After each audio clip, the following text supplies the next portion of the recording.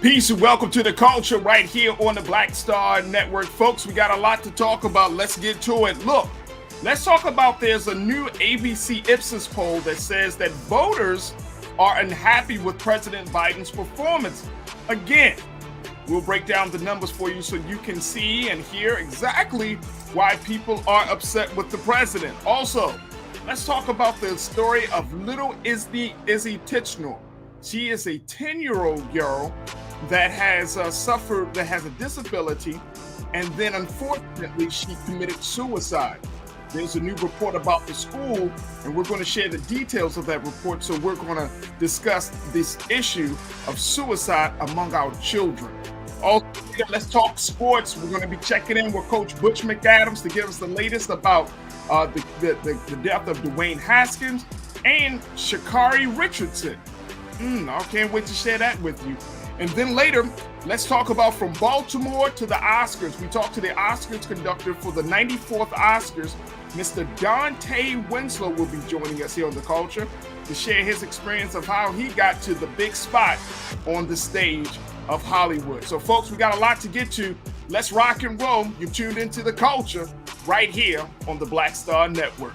Let's go.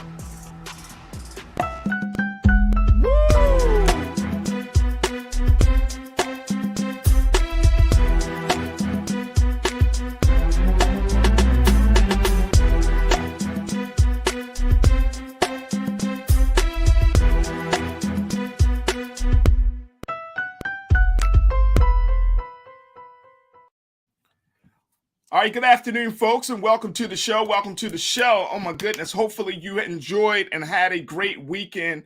Today, we got a lot to talk about as we're going to break down just some of the big conversations that people are having right now. The first one being voters being unhappy with President Biden.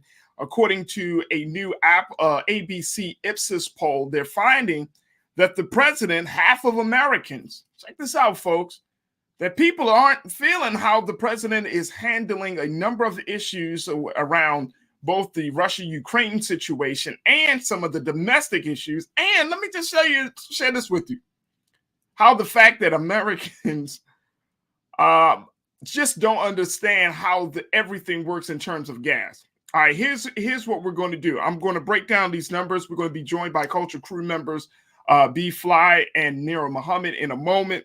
But let me just break it down to you, folks. Check these numbers out, and you tell me what you think. This is according to ABC Ipsos poll.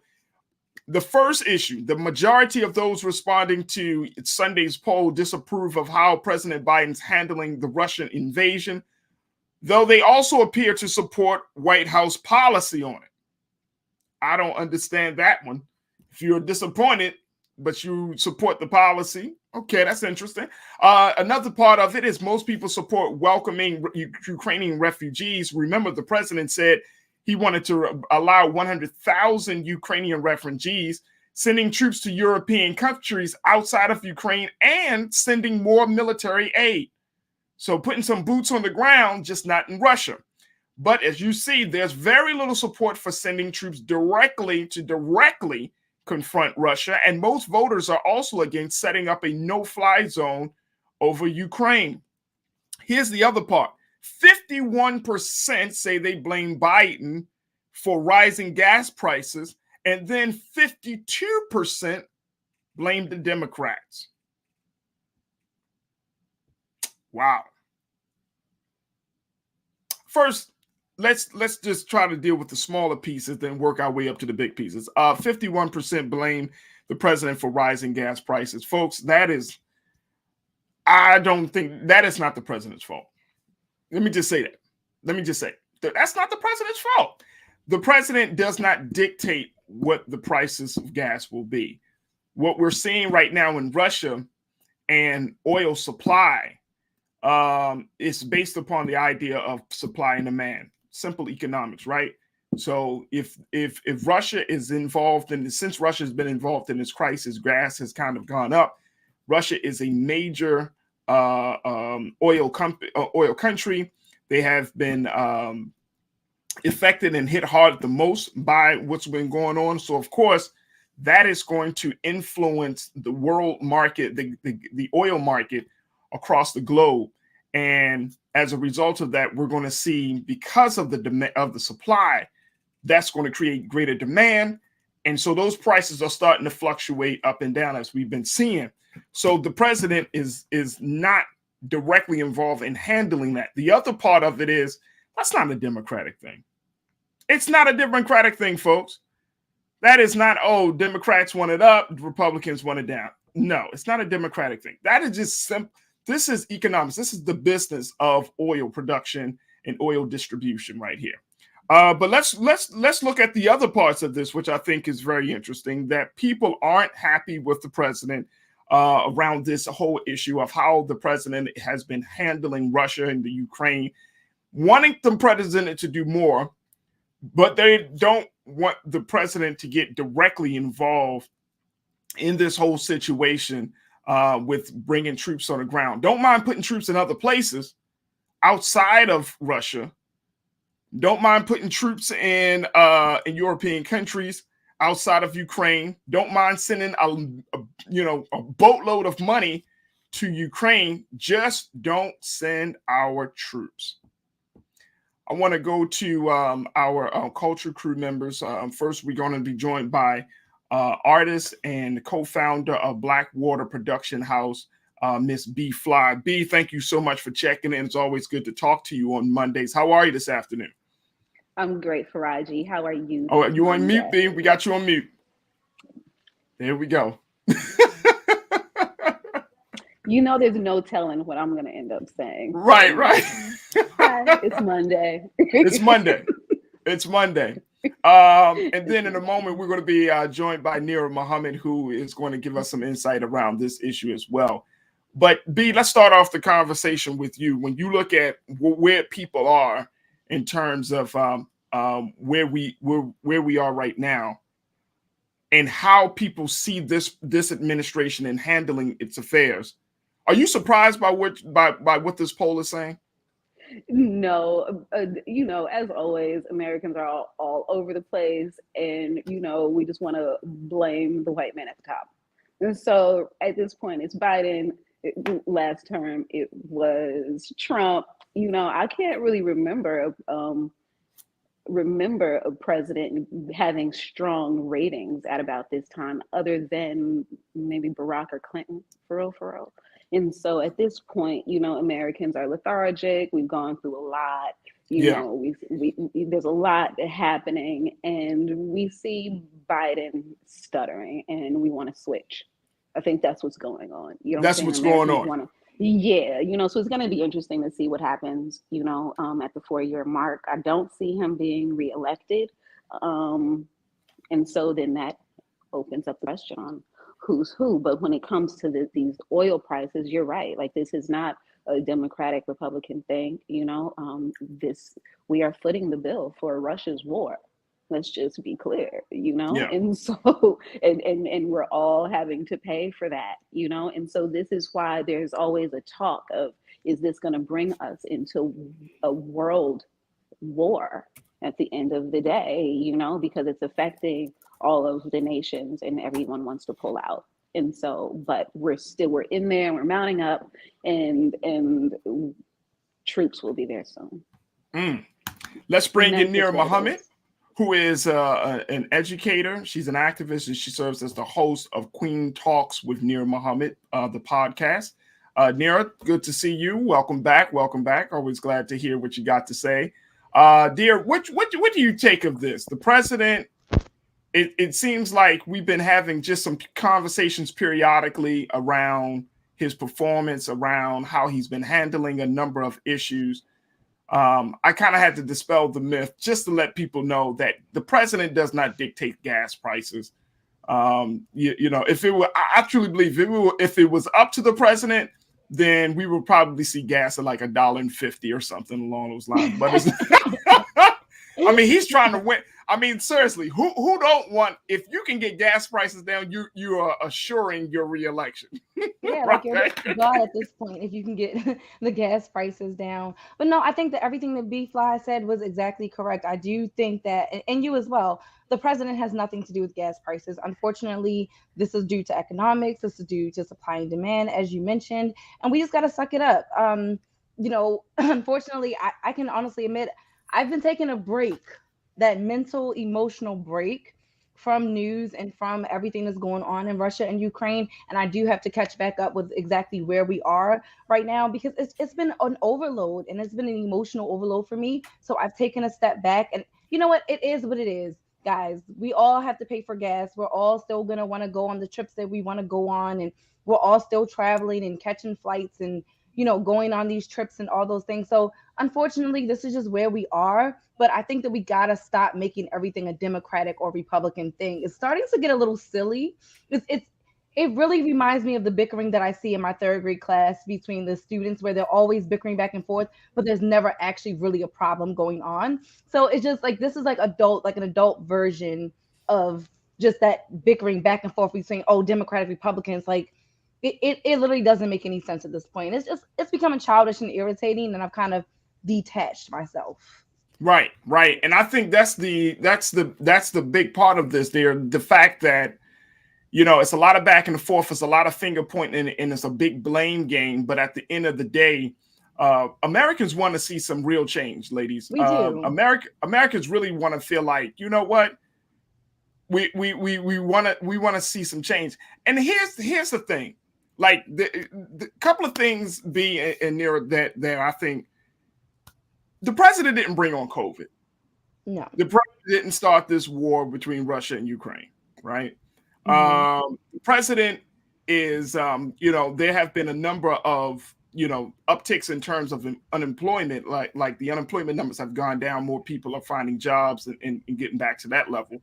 But there are a number of things that I think that for us as the quote unquote the American people, we should understand that these things are a continuation of factors. They aren't just like once a new president gets in, it starts all over again. Yeah. It's a continuation of things. And I'm wondering how we can have, and to your point, dear, like how do we have conversations with each other, with lawmakers to show that, look, we understand that there's a continuation, but we're expecting progress within that continuation. And is it realistic for us to expect that one person or one administration is able to change the wave of all of these things that most people wouldn't be able to create a dent in? Is that a real expectation? B? Oh, yeah. I think a lot of what's happening is a first world chatter.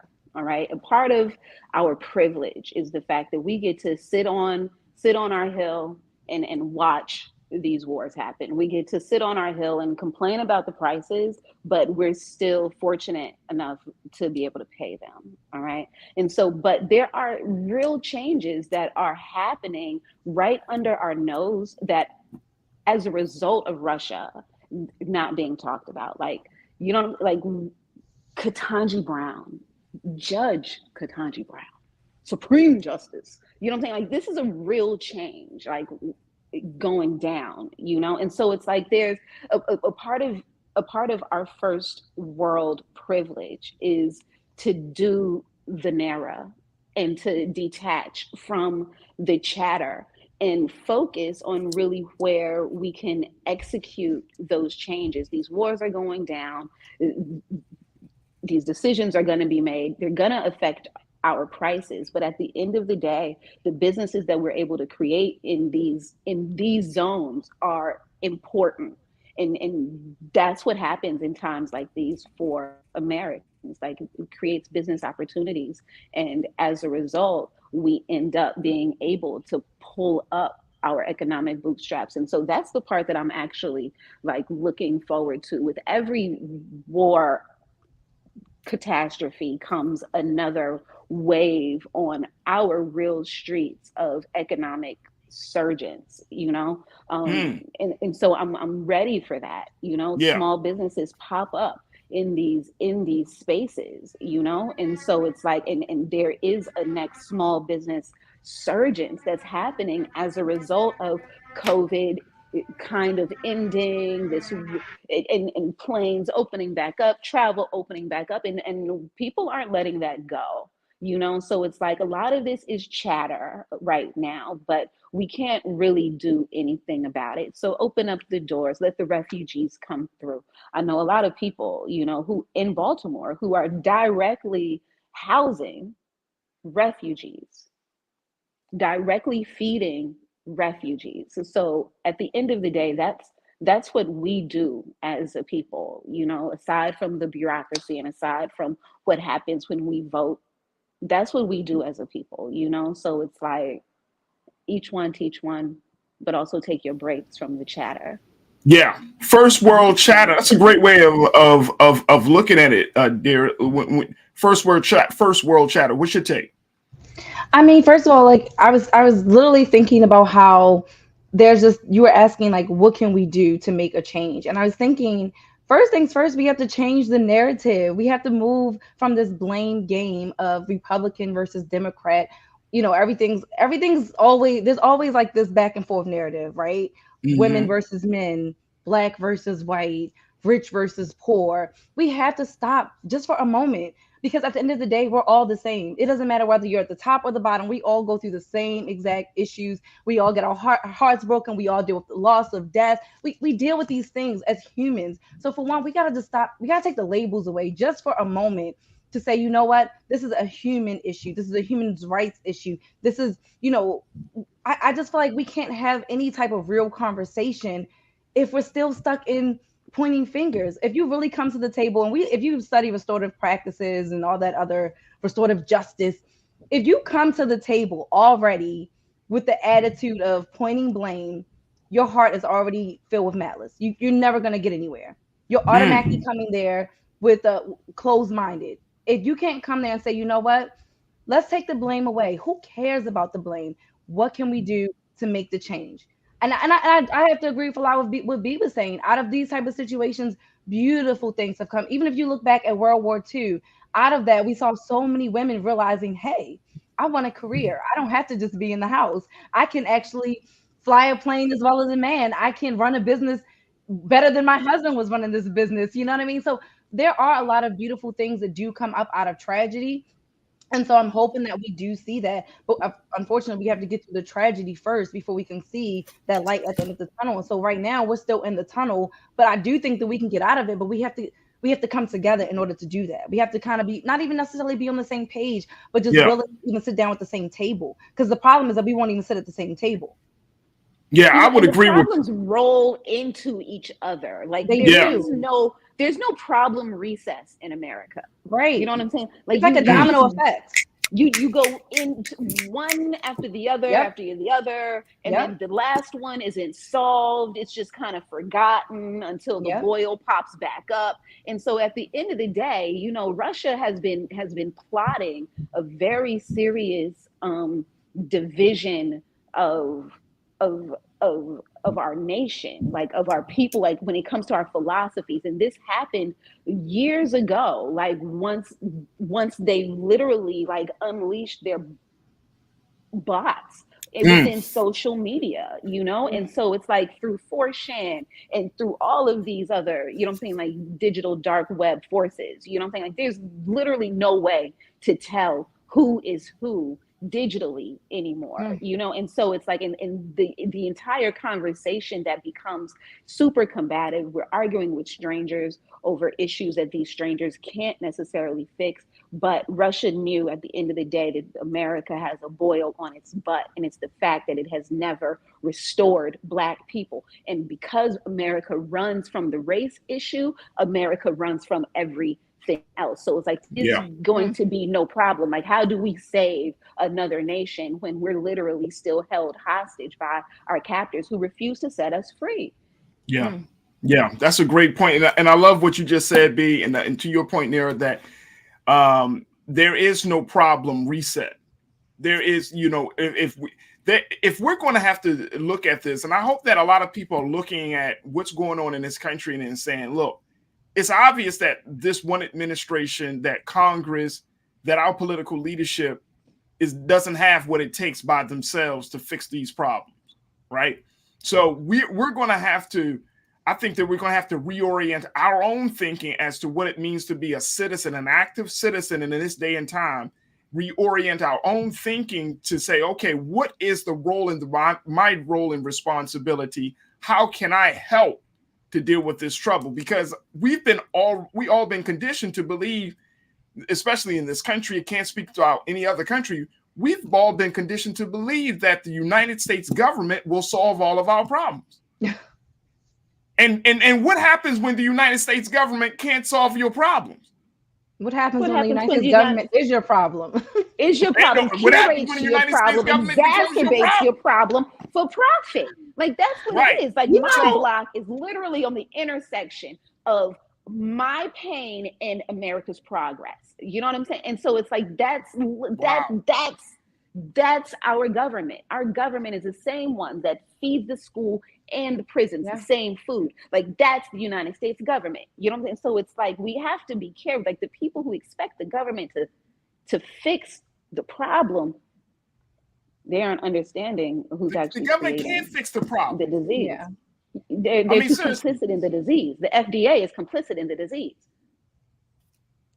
And if the government, if the FDA, if any institution is putting out something and then is telling you how to fix it, then what will happen is that we're looking at a situation like psychologically, and dear, correct me if I'm wrong. Psychologically, when you're looking for help from a people that has hindered you, I would think that will create a psychological situation for you as a person that's looking for help.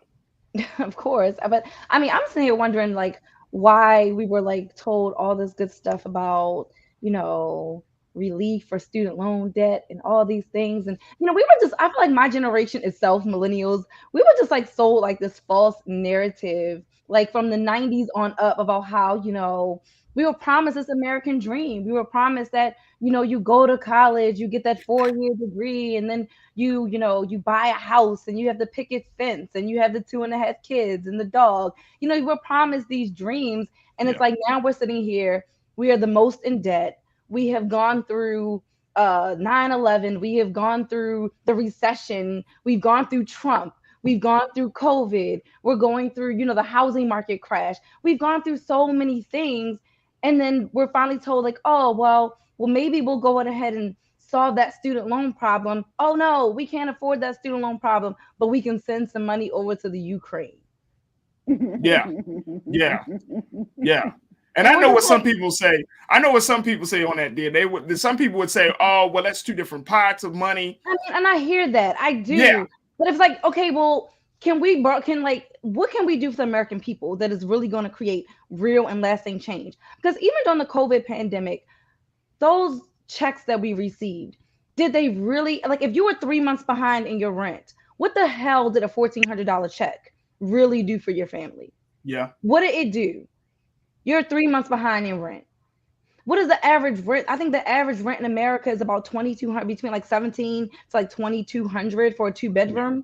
Like, the even with, saying, okay, well, minimum wage has now gone up to $15. That's really not a lot of money. I was making $15 when I was fresh out of high school back in 2007. So it's like, fast forward now, we're in 2022. You're talking about $15 an hour. That's not going to suffice. Not when you have inflation, not when rent costs way more than it cost back in 2007. Yeah. So it's like point. These things just aren't adding up. Even the money that they're trying to pay us is not adding up to what they're charging us for a loaf of bread. Hell, now all of a sudden we got gluten allergies. Like, we didn't even see that shit like 15 years ago. But now I got gluten allergy, so I can't even buy regular bread anymore. Right. So it's like all these things that are so like out of our control, but we're constantly having to spend more money. And it's not being replenished. Absolutely. That's the America that we live in right now. Let me just share just a couple of comments as folks are checking in on our YouTube page. Matt Fisher said, "It's just sad. It always seems that as one oppressed group fights for rights, there's still in-group destruction and scapegoating that is undermining the power of movement as a whole." I would agree. I would agree. You want, you trying to make progress, and then there's another group that's like, no, no, no, no. This is progress.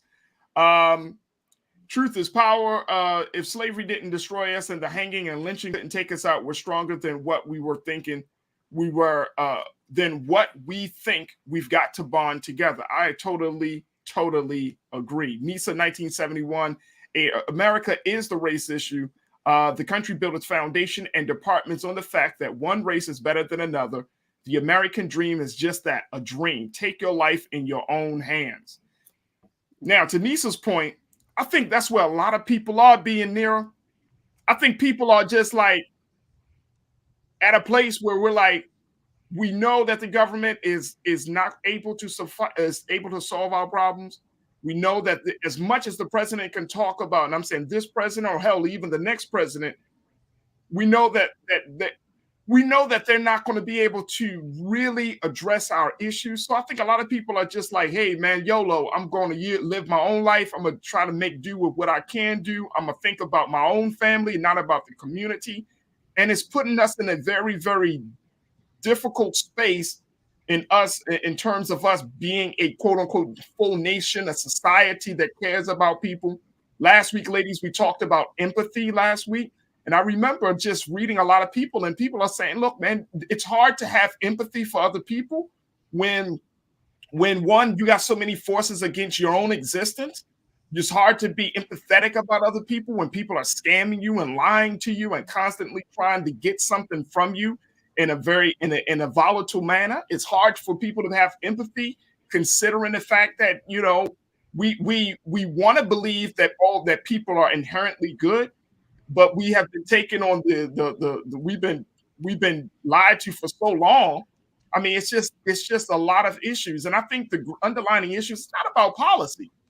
It's not about necessarily institutions, even though those things play into it. It's about the fact of how human beings see each other at this point, how we don't want to help one another, or how we don't see that we are a part of a community, or we're a part of a country, or if we don't want to believe that there is a greater good. Like, it's the only good is self-interest. Yeah, that's the only good. And we're at that point right now in this country. And I think that is adding to the place where President Biden and Vice President Harris and everybody in government and political leadership, we don't understand it. And it's sad, even more sad, when our political officials add to that. Mm-hmm. That's add to it. B, what's your take?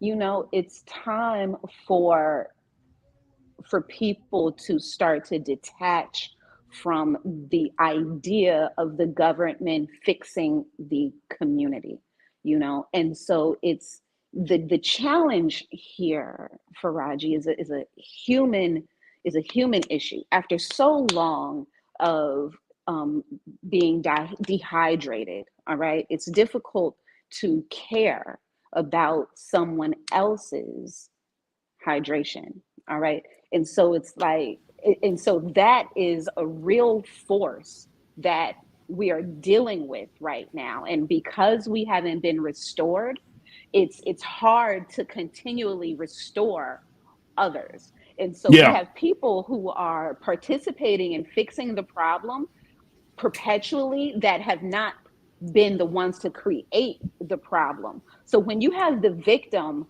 who is now trying to advocate for self and the rapist, then the entire system ends up collapsing, and nobody knows how to be empathetic, because the entire restorative justice system has turned upside down on its head. And so until we can actually see that in our homes and our lifestyles, it's going to be difficult to pay that forward.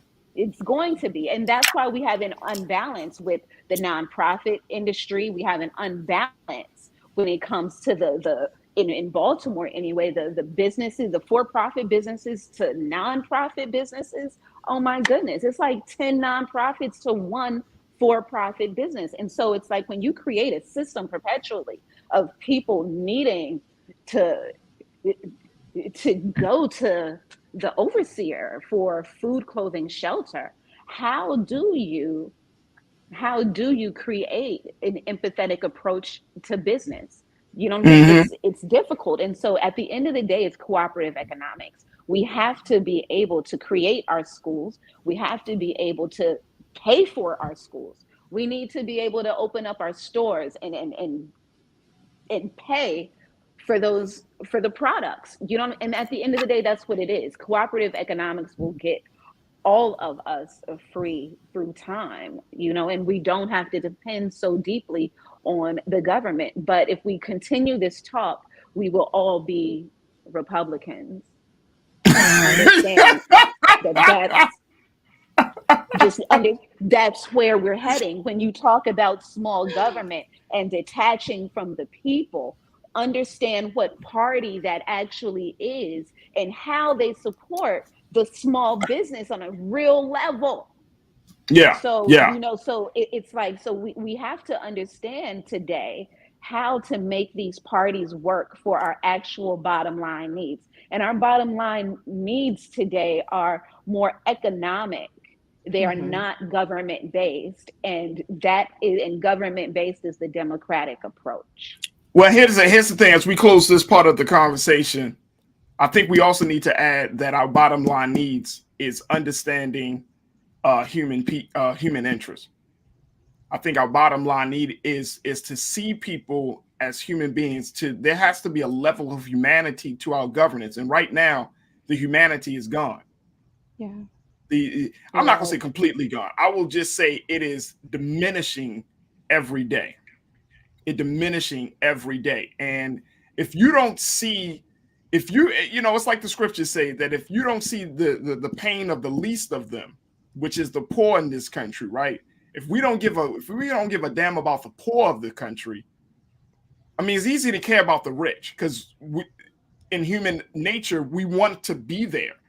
But if you don't care about the poor, those with the least, those who don't have it, then that's a sign of your humanity, your inhumanity. And I think that's where we are right now, that we don't even care about the least. And let's keep it real. We're in a situation where there is no such thing as job security. There's no such thing as, you know, having it. I think we're going to see more and more stories of people who had it than lose it versus people that are going to constantly have it. I mean, I think that the rich, and I'm talking about whether you're minor rich or you're talking about major rich, the rich are sweating bullets too, because everything is so volatile. Everything is so uncertain right now. You know what I mean? You could be rich today and then have no money by the end of the week, you know, just because of one particular circumstance. So we're in a situation right now where we have to start thinking about the whole of people. We got to think about the humanity of people.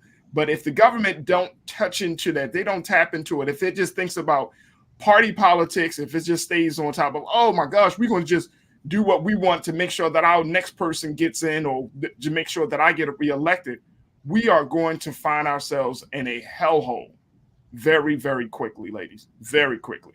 All right, look, we got to take a quick pause. When we come back, let's talk about the story. This is going to be a hard one to talk about, folks. So when we come back, I implore you, just warning you that this is a very, very sensitive topic. But we do have to talk about the unfortunate story of 10-year-old Isabella Tichenor of the state of Utah. This is a little black young girl who had autism and who committed suicide. And now they're finding that in a new report that the school could have done more and should have done more because they were told more. We're going to talk about that story. So stay with us. It's just a little bit, we're just getting started here on The Culture, here on the Black Star Network. We'll be right back.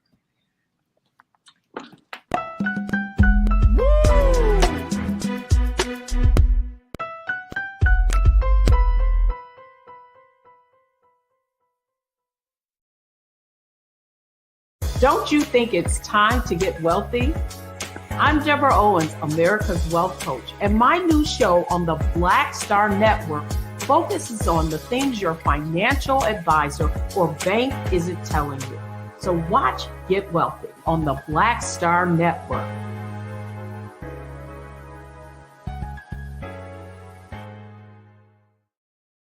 Pull up a chair, take your seat. The Black Tape with me, Dr. Greg Carr, here on the Black Star Network. Every week, we'll take a deeper dive into the world we're living in. Join the conversation only on the Black Star Network. Hi, I'm Dr. Jackie Hood Martin, and I have a question for you. Ever feel as if your life is teetering and the weight and pressure of the world is consistently on your shoulders? Well, let me tell you, living a balanced life isn't easy. Join me each Tuesday on Black Star Network for a Balanced Life with Dr. Jackie. We'll laugh together, cry together, pull ourselves together, and cheer each other on. So join me for new shows each Tuesday on Black Star Network, A Balanced Life with Dr. Jackie.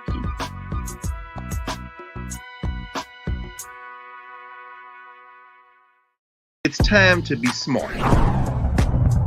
Roland Martin's doing this every day. Oh, no punches! Thank you, Roland Martin, for always giving voice to the issues. Look for Roland Martin in the whirlwind, to quote Marcus Garvey again. The video looks phenomenal, so I'm really excited to see it on my big screen. Support this man, Black Media. He makes sure that our stories are told. See, this difference between Black Star Network and Black-owned media and something like CNN. I got to defer to the brilliance of Dr. Carr and to the brilliance of the Black Star Network. I am rolling with Roland all the way. Honored to be on a show that you own. A black man owns the show. Folks, Black Star Network is here. I'm real revolutionary right now. Roland was amazing on there. Stay black. I love y'all. I can't commend you enough about this platform that you've created for us to be able to share who we are, what we're doing in the world, and the impact that we're having. Let's be smart. Bring your eyeballs home. You can't be Black-owned media and be scared. You dig?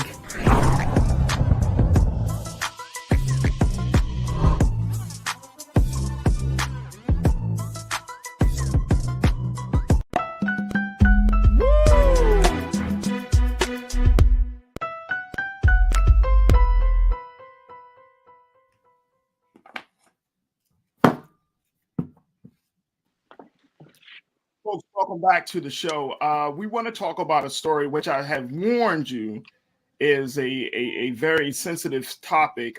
So, just wanted to let you know that as we talk about the story of 10-year-old Isabella Izzy Tichenor. This is a Black girl who died by suicide in November.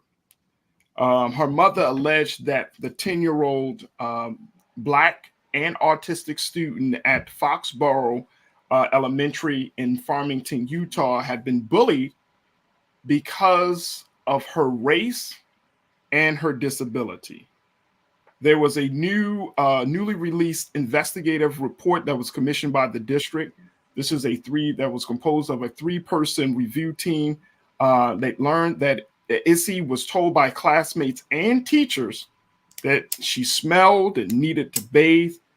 But according to the report, they found no quote unquote direct evidence the girl had been bullied on the basis of her race and disability. I want to share with you just a little bit of what was said in that report. According to review notes, they said that issues related to race, disability, I want us to put that on the screen if we can, please, Keenan. That this showed that the issues related to this report that relating to race, disability, and poverty sometimes intersect, and when they can further complicate already challenging situations. The findings do show, however, that the school failed to protect Izzy by dismissing and not investigating in a timely manner her mother's allegation that little Izzy was being bullied. Now, the Justice Department did her death came weeks after the Justice Department publicly detailed a disturbing pattern at the Davis School District in which Black and Asian American students had been harassed for years. An official had deliberately ignored complaints and from parents and students, and the DOJ findings came out in October And the agency had been investigating the school district since July of 2019. I want to bring back my culture crew, B. Fly, Nira Muhammad, into this conversation. This is really a sad. This is just a sad story. 10 years old, little Izzy was Black. She was autistic. She was being bullied. And as a result of that, she committed suicide.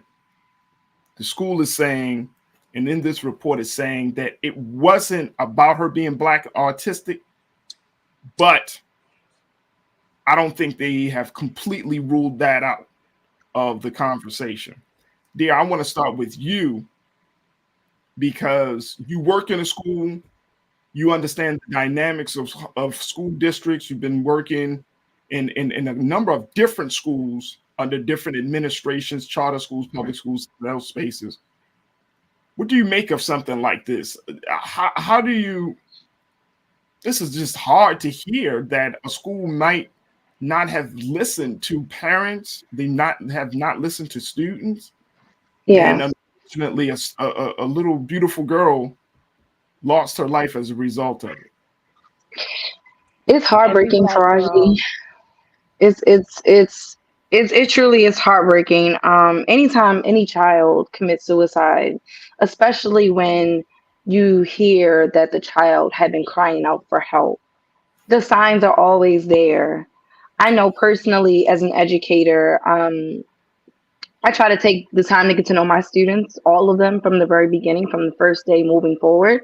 We do well checks every single morning in my class, just because it's a good way to start our day and to really build that community and that camaraderie with your students where they even feel comfortable enough to even talk to you.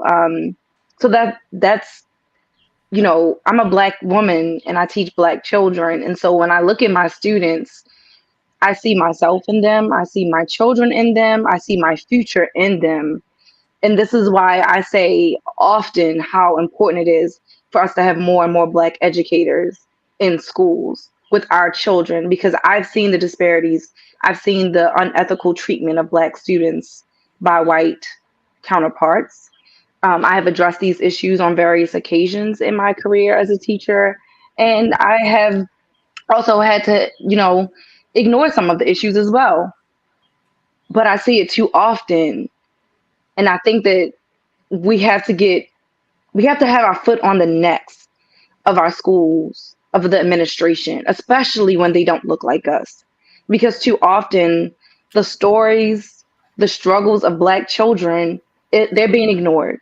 They're being swept under the rug. Who the hell is the school district to say what was happening to her? How can they say that, oh, she wasn't being bullied because of her race or because of being autistic? Who are they to say that? What did they do when those allegations? Is there a record of those allegations? That's another thing I wanted to ask. Is there a record?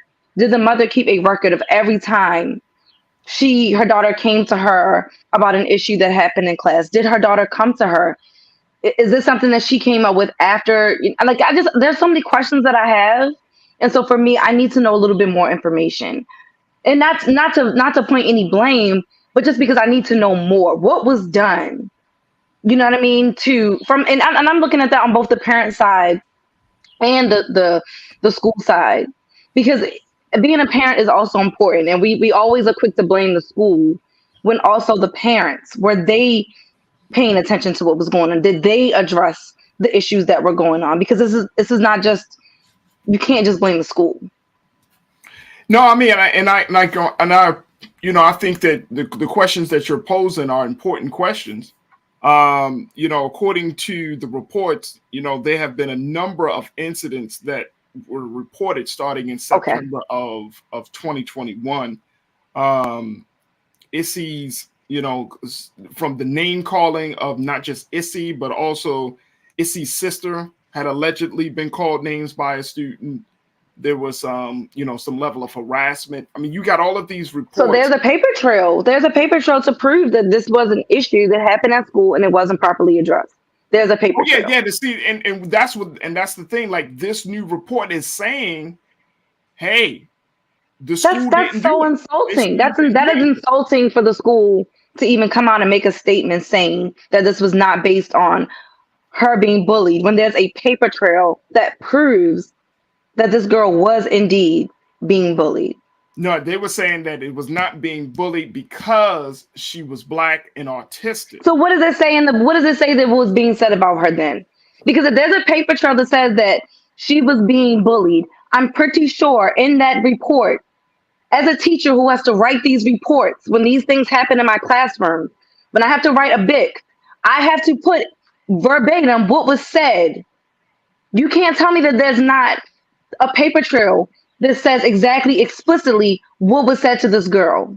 You're not going to tell me that. Yeah. Yeah. Someone's not doing their job. So as a parent, now I'm coming after her teacher too. You're there. You're responsible for my child. I tell my students every day, from when you're here with me from 8:45 to 3:25, you're mine. You belong to me. I take care of you. It is my duty to take care of you and to protect you. You're mine. So don't tell me that there's no paper trail, that teacher does not know what the hell is going on in her classroom. I don't want to hear it. I will be coming after her first. Yeah. Period. Yeah. It's always be when we talk about bullying, and just to add to what the sentiment that Nira has around the paper trail, the knowledge of what's going on, the infighting between the students. And let me just be clear. Let me just say, we know. Yeah. If you know what the hell is going on in your classroom. You're in four walls a damn day. Don't tell me you don't know what's going on in your classroom. Because I know my students like the back of my damn hand. I know who said what. I know who's sneaking and chewing gum when I turn my back. I know my students. Yeah. I don't want to hear that. Nothing happens in my class without my knowledge. So for okay, to that point, dear, when the situations come up, how do I you address know it right off the bat? How do you whose job is it to determine if an allegation is made? Whose job is to determine to get to the bottom of the allegation? Is it the teacher's job? Is it the team lead's job? Is it the principal's job? Like who? There's so many layers. There to be honest, there are layers. Day, we're mincing hairs. This is a criminal matter at this point. This is a legal matter at this point. I sincerely pray and hope that this family has legal representation. They do. For sure. At this point, they do. There are levels. There are levels to the lawsuits at this point. But before we even get to the lawsuit, we have to. I can't even. That's the grown up issue. At the end of the day, we have a 10-year-old who had enough. That's what I'm saying. I remember 10. I remember being bullied at 10. Being 10 is hard. I remember the thoughts and why me, Lord. I remember the thoughts at 10. And the only difference between me and my homegirls and an Izzy is literally the access. And so we are quick to try and find the blame, right? But when we do that, it's multi-layered. It's a multi-layered situation. Why was the girl still in this school? Why? Yeah. But then when I look at the framework of Utah, of Utah and this Mormon state, this white Mormon state, this white patriarchal Mormon state, where the voice of women is muted. So I can't even. So the voice of a Black woman, I can't even imagine where her voice echoes. And so for a little girl, I literally can't even imagine who on earth in Utah would hear her. So I can't. So it's like, so I understand, regardless on whether she was autistic or not.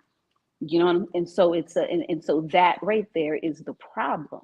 For me, that's where the problem is. The fact that I can understand what happened in her mind and how and how her mother didn't get her out of there. That's the part that I'm trying to, as a mother who pays attention to my child. You know, I hope that if my child is in an environment and he is crying out for help, I hope that as a mother, I'm able to be that first line of defense, you know. So for whatever so the levels of breakdown that has to have happened in Izzy's world for this suicide to be accomplished. No, and I'm with you right there. And I think that, to your point, there are a number of people responsible for the death of Isabel Tichenor. There are a number of people, right? And let me just say, if you have one child, it only takes one. If you have one child who goes as far as to take their own life, then that one child that decides to commit suicide is equal to 10 people being removed from the school system. Right. I'm going to just say it like that. Because there's no way in the world you mean to tell me the teacher didn't know, the team leader, the administrator. Now. There's a way that those other people don't know outside the teacher. There's a way that easily that the team leader doesn't know. Break it down. Easily that the principal doesn't know. But that teacher knows. That teacher knew. I'm one of those teachers that I handle things in-house before it goes outside of my classroom. But that's because I'm a Black teacher teaching Black children, and I have a way of handling my students that gets stuff accomplished. But they know. That teacher knew what was going on in her classroom. And if she didn't see an issue with it, because when you were talking, you mentioned that the teacher also made comments about the little girl's smell, which means that one of the students did. The teachers made. I remember, but you said something about the teacher when you were reading. Either way, the teacher was complacent in that if she allowed it to continuously happen. Did the teacher go and tell anybody else? No, because she didn't make a report about it. I see that Joel said that the report also found that staff at Foxborough School did not show actual knowledge of the. Oh, that's something else. He's saying, The school received reports of bullying allegations, but it took months for staff to create an official record. So that means that while this was happening, it was not being recorded. It was not being reported. Right. The teacher wasn't saying shit. She was allowing it to happen. That is the issue that I have. Now, whether or not Izzy went home and told her mother, because children do not always do that. Right. They don't if she went home and told her mother, and her mother went to the school and nothing changed, do you really truly believe that little girl would have went back to her mother again? No, because at that point, she would have felt like she had no faith in going to her mother about it. How do I know? I see these issues happen all the time, which is why me as an educator, I'm on top of it as soon as it happens. I'm nipping it in the bud. I'm addressing it to the student who are the perpetrator, and I'm also addressing it to the entire class to let them to know that I'm setting precedence in this room that that's not going to fly. Right. I just had a student call another student a faggot in my class. I nipped that shit in the bud to the whole class. First, I addressed the student that said it. Then I addressed the whole class. Here's what I want to say. Again, this is the teacher. This is the teacher. I get it. Let me just say this though. You and I, dear, know, and B, we all know that there are individuals who have the title of teacher of the classroom, but they're not as invested. All it takes to be a teacher is a pass of praxis. That does not say whether or not you like children. That doesn't say whether or not you. I get that. And that's what I'm saying. And that's the issue. That's my point. My point is, we oftentimes see a teacher as somebody that passed tests or somebody that has met a certain criteria. I'm speaking about the thinking, the attitude. I'm talking about an individual who truly has taken on the great commission of being an educator as a cause, as a calling versus just a job. A job. You know what I'm saying? Let me just share this with folks, man. The report in this newly investigated report, they said none of the more than 40 employees and students interviewed for the investigation recalled Izzy being quote unquote expressly bullied for being Black or autistic. Many said students and teachers made comments about her hygiene. I said that. I just said that. So when you're right, you're absolutely right. So that was my mistake. So here's the thing.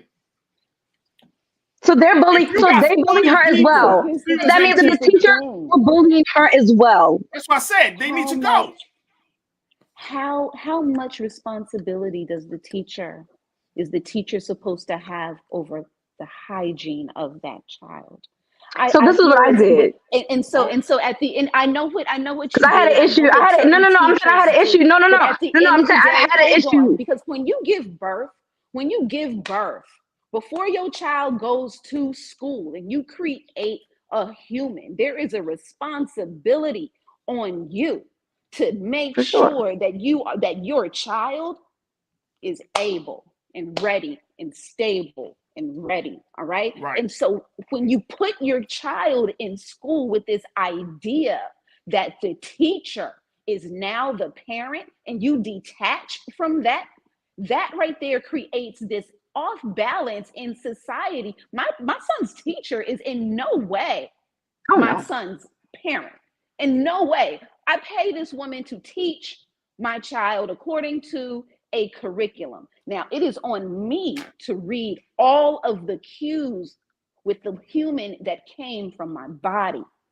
And when there's a problem and he can't express it, it's on me as his mother to decode that. I don't expect the teacher to be, and all of his teachers to be that level of adept at all. But I don't expect it. But that comes back to community, though. But that does come back to community. And only the institution that was at blame. No, this child did not live at the school. This child did not bathe, and the responsibilities of hygiene did not start at the school. So at the end of the day, we have a literal 360 issue with this girl's village, and she decided, I'm out. But see, my issue with this is that even still, it is yes. At the end of the day, she went home. Home. Even with that, as a teacher, there's a way you handle that, though. But I'm not blaming just the teacher. Isabel's life more on the teacher than on her parents. I'm not putting the blame just on. Let's get a response from there real quick. Just real quick. This is a multi-layered, multi-blame. But as a teacher, you don't make fun of a student.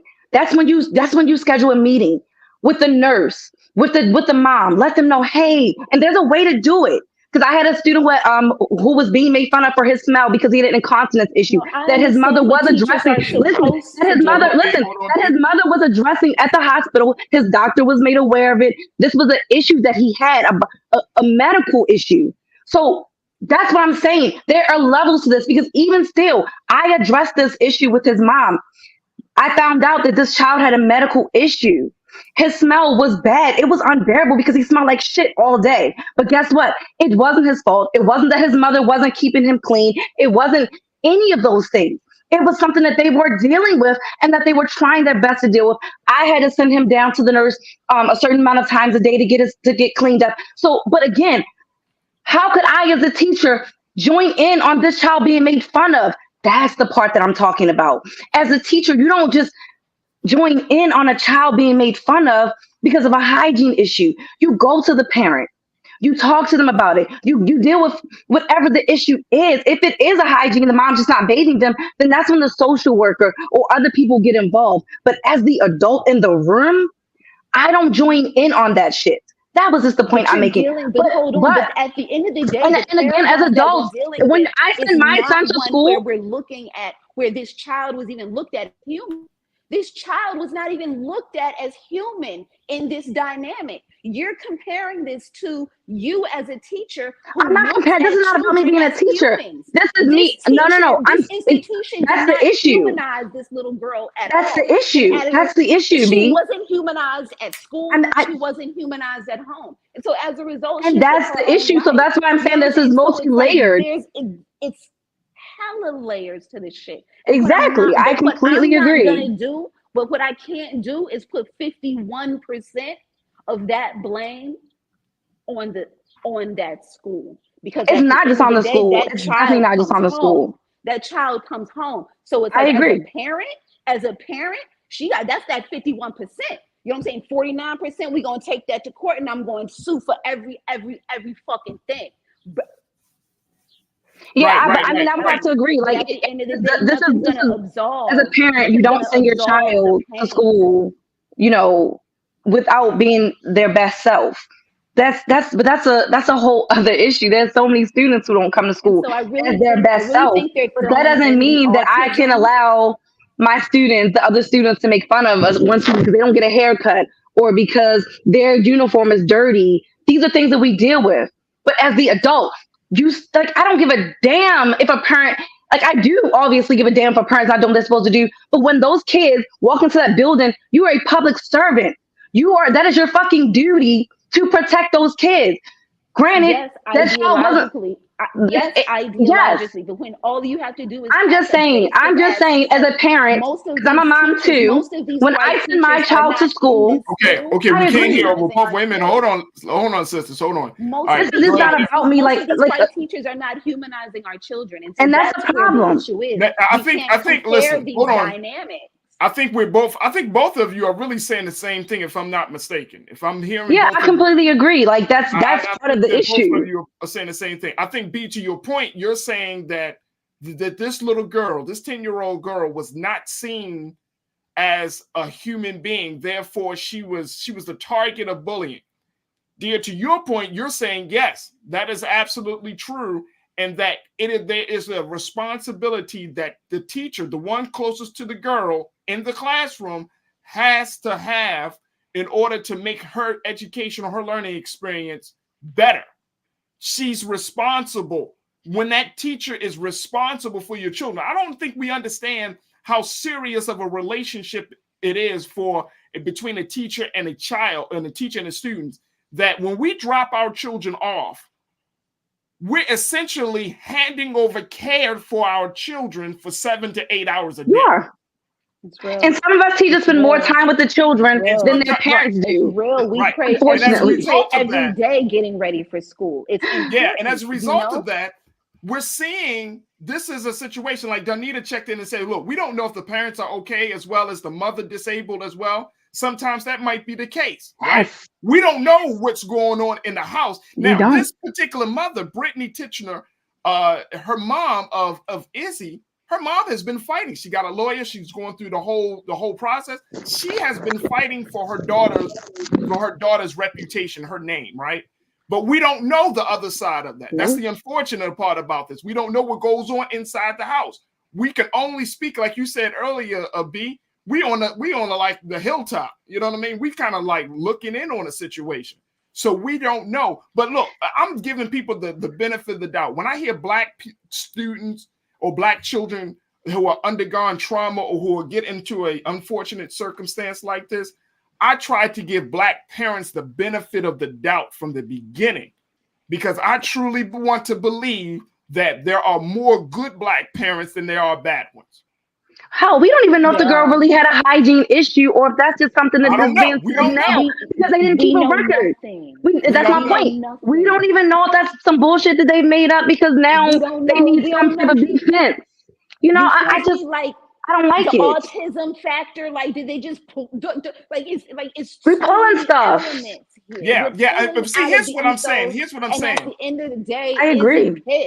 Izzy pissed. You know what I'm saying? And so that's the part. You feels me like this is not a soul that's resting in peace. So watch the fuck out. No. And here's the other part about it. Here's the other part about it. The other part about it is that the school has fed in this new report. It shows that the school is operating from a place of BS, right? We know that because they're trying to cover their ass for the inaction that has led to a 10-year-old girl committing suicide. So the school is not going to say, oh, we believe that the bullying was because of her being Black and autistic. Right. They're not going to say that. They said expressly. They just use certain words to say, I mean, it's not directly. It could have been expressed. But my point is that here's the school. That's why I shared with everyone. The Department of Justice has been looking at this school district since 2019. So this school district has a very real problem with Black and brown students who suffer from being bullied and they don't do shit. And so, yeah, that's why I say we do have to look at a situation and look, I get the parents home. I get all of that, the community support. But the fact is, you got a school system that don't treat Black and brown students well. And they allow this type of madness to happen for months with no repercussions. And I think that's the problem. Yep. That's the problem. That's why Izzy lost her life. Exactly. That's why she took her life. They didn't care for Izzy. And you're right. Sometimes, and I think that to your point, B, as Black people, we want to believe in the institution so much that we don't just get up and go at the first incident of being bullied. I mean, just think about us, on the three of us. If you've ever been bullied, did your mom just say, I'm going to take you out of the school? Hell no. I got bullied from 6th grade through 8th grade. I'm going to take you out of this school and we're going to move to a different school. What your parents said, I remember getting bullied. My parents would be like, hey, well, you got to talk to somebody. That's not how my family so it's like, and there were they got my cousin. You had to deal with it. That's you had to deal. You had to deal. Like, you know, when I was you growing had to up, deal, right? That's what I'm saying. You didn't just get up and go. This was a part of you understanding, and sometimes like, parents how to don't have the resources to do that. Yeah. Yeah. So we're looking at a situation, and look, I love the passion behind both of you because I think you're both actually on the same page. I think you're right. It's just sad that this little girl had to suffer. She had a sister. Her sister suffered. I mean, it's just a sad situation that we see ourselves that this family is in. And I really hope and pray that they get justice, man. I hope they pray. Yeah. And it's not even about lawsuits and anything, because nothing can bring your child back. You're 10 years old. I don't care how much money you give me. If I lost my son and my daughter, I don't. Be priceless. It there's don't nothing, matter. you know, there's nothing. But there's some nothing. sort of. But something has to change. Something has to change, and some sort of, and the good thing about a lawsuit, what a lawsuit does, right, is open up the investigation. And so now we're able to go through with a fine-tooth comb and interview and question and look at the receipts and really see where the story is and actually deduce whether this is a murder or a suicide at the end of the day. You know what I'm saying? Because you have to assume that the story that you are being told is fabricated in some way. And so it's like, if there's one part of the story that's wrong, then you have to reapproach the investigation in the entire way. And I don't trust Utah on God. Like, Utah is crazy. I have a homegirl. I will not say her name, but her son is totally being held hostage in the state of Utah right now. That's an unfortunate. Utah is wild. Utah is wild. And that's why I'm saying there are the state of Utah, the way its government is connected to its religion of Utah. It is supremely white and wrapped in patriarchy. And so and so there's no telling where the actual root of this story is, you know.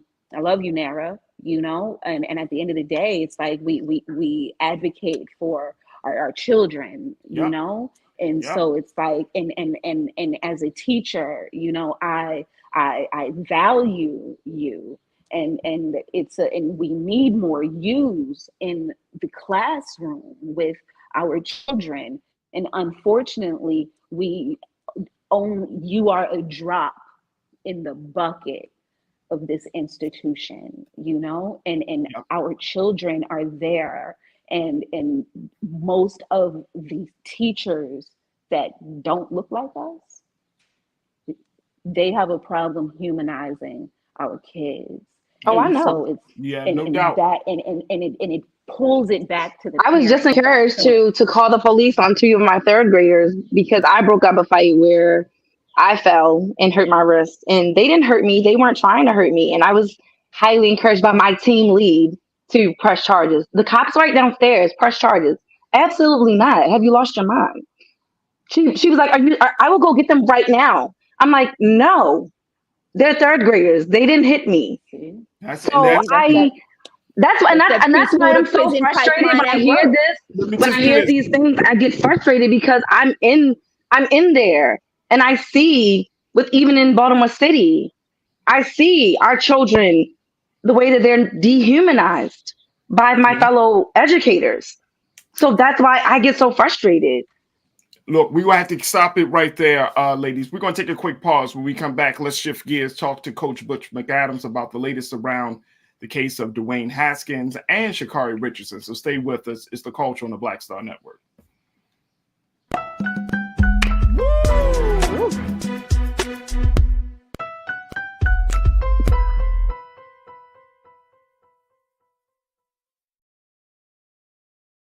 Don't you think it's time to get wealthy? I'm Deborah Owens, America's Wealth Coach, and my new show on the Black Star Network focuses on the things your financial advisor or bank isn't telling you. So watch Get Wealthy on the Black Star Network.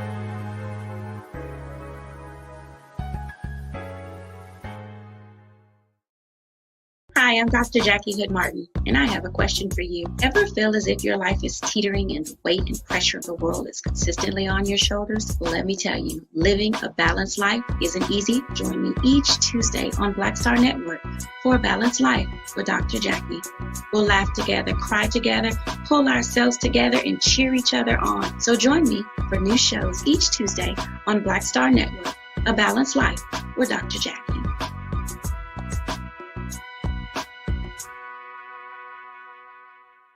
Pull up a chair, take your seat. The Black Tape with me, Dr. Greg Carr, here on the Black Star Network. Every week, we'll take a deeper dive into the world we're living in. Join the conversation only on the Black Star Network.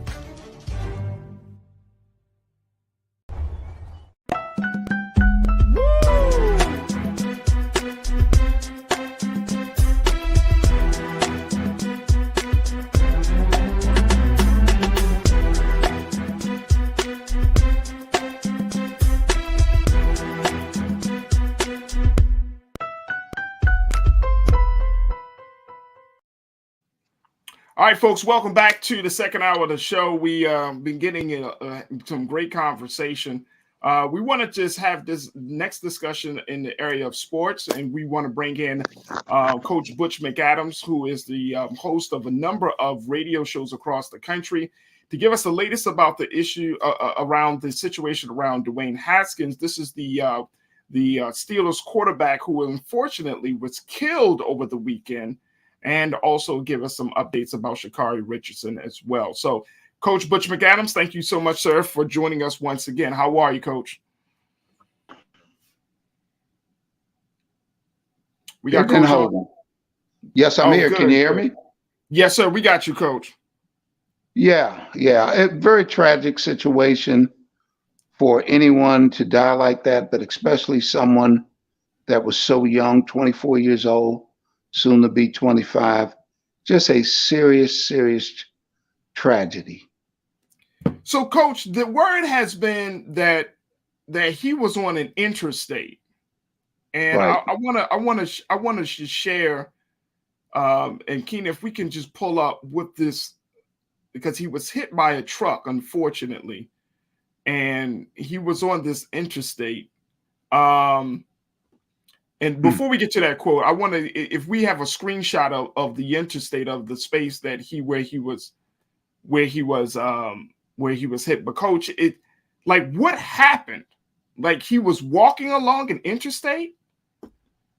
Yeah, certainly, like most of us, we weren't there. We can only go by the reports that we've read. And I've read that he had ran out of gas. Oh, okay. And if so, I don't know where he was walking, but I heard he was trying to cross the interstate. And life lessons have taught me that when you're on an interstate, stay in your car at all costs. And if you have to get out on the passenger side close to the road, not where the traffic is. Yeah. Because there have been so many tragic deaths where people have gotten out to do one thing or another. And cars on the interstate, as you know, they're going at a minimum of 65, 70 miles per hour. And so it's a serious tragedy, very sad. Yeah, he was struck and killed by a dump truck while trying to cross the highway on foot in South Florida, according to the reports. He had been walking on the highway for unknown reasons, according to the patrol officer. I'm trying to wrap my mind around.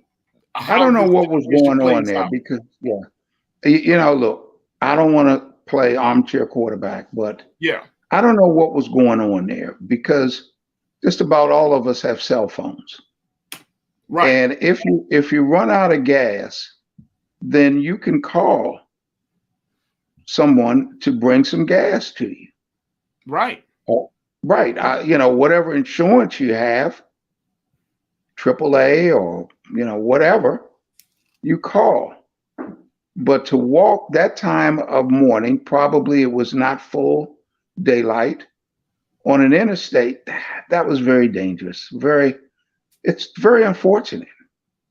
Very unfortunate. Yeah. And Coach, I want Keenan, if we can just pull up that situation, the where Dwayne Haskins.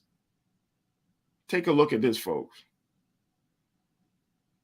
I mean, it's like multi-lanes. Coach. Yeah, I mean, what you don't do that.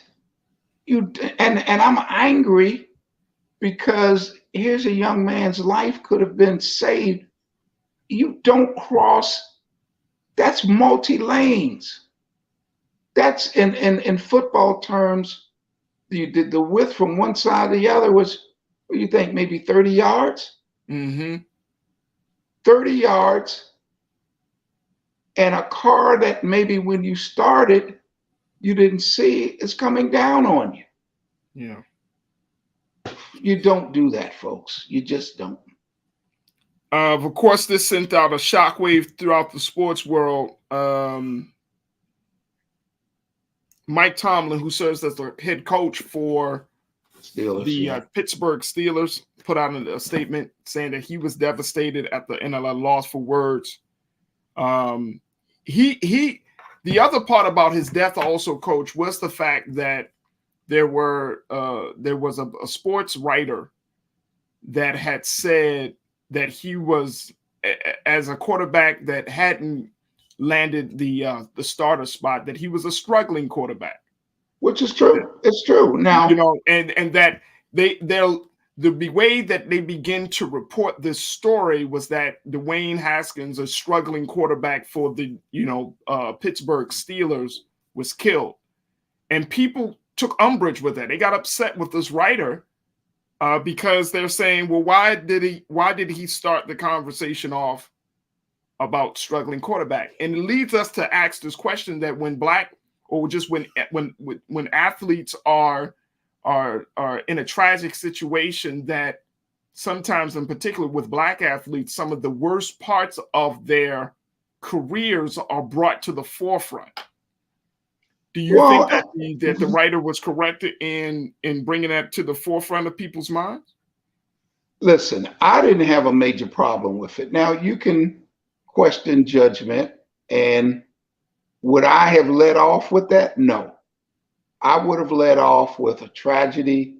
24-year-old Dwayne Haskins was hit and killed by a dump truck this morning. Haskins, who came into the league originally with the Washington football team, currently with the Steelers, his career had been struggling, blah, blah, blah. I would have mentioned it, but maybe not at the beginning. And for folks who follow football know that that's what it is, that he has had one controversy after another in terms of football, one bad decision after another in terms of football. Right. So I really didn't have a problem with it. But again, I would not have led off with that. But I certainly, if you're going to do a full piece, you have to mention that. Coach, it makes me think about the time when Kobe Bryant was killed. I remember reading stories saying, I mean, of course, we know Kobe had a fantastic career, but some journalists went as far as to start off the conversation or to report his passing, talking about his rape allegations, his rape case. Well, and it was like, right. I would not have done that because it has nothing to do with his career. I mean, in terms of on the court, now that certainly was a part of it, but I would not have brought that up with the Kobe Bryant situation. Haskins, I think it was fair, maybe not at the beginning. Yeah. So so what in a case like this, how do we make sure that that Black athletes in particular get the respect that they're due if an unfortunate circumstance is presented in their life?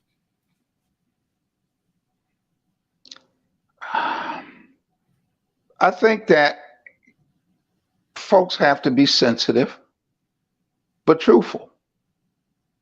Okay. Yeah. And if someone dies and you didn't like the person, then I think it's not genuine to say, oh, he or she was a beautiful person.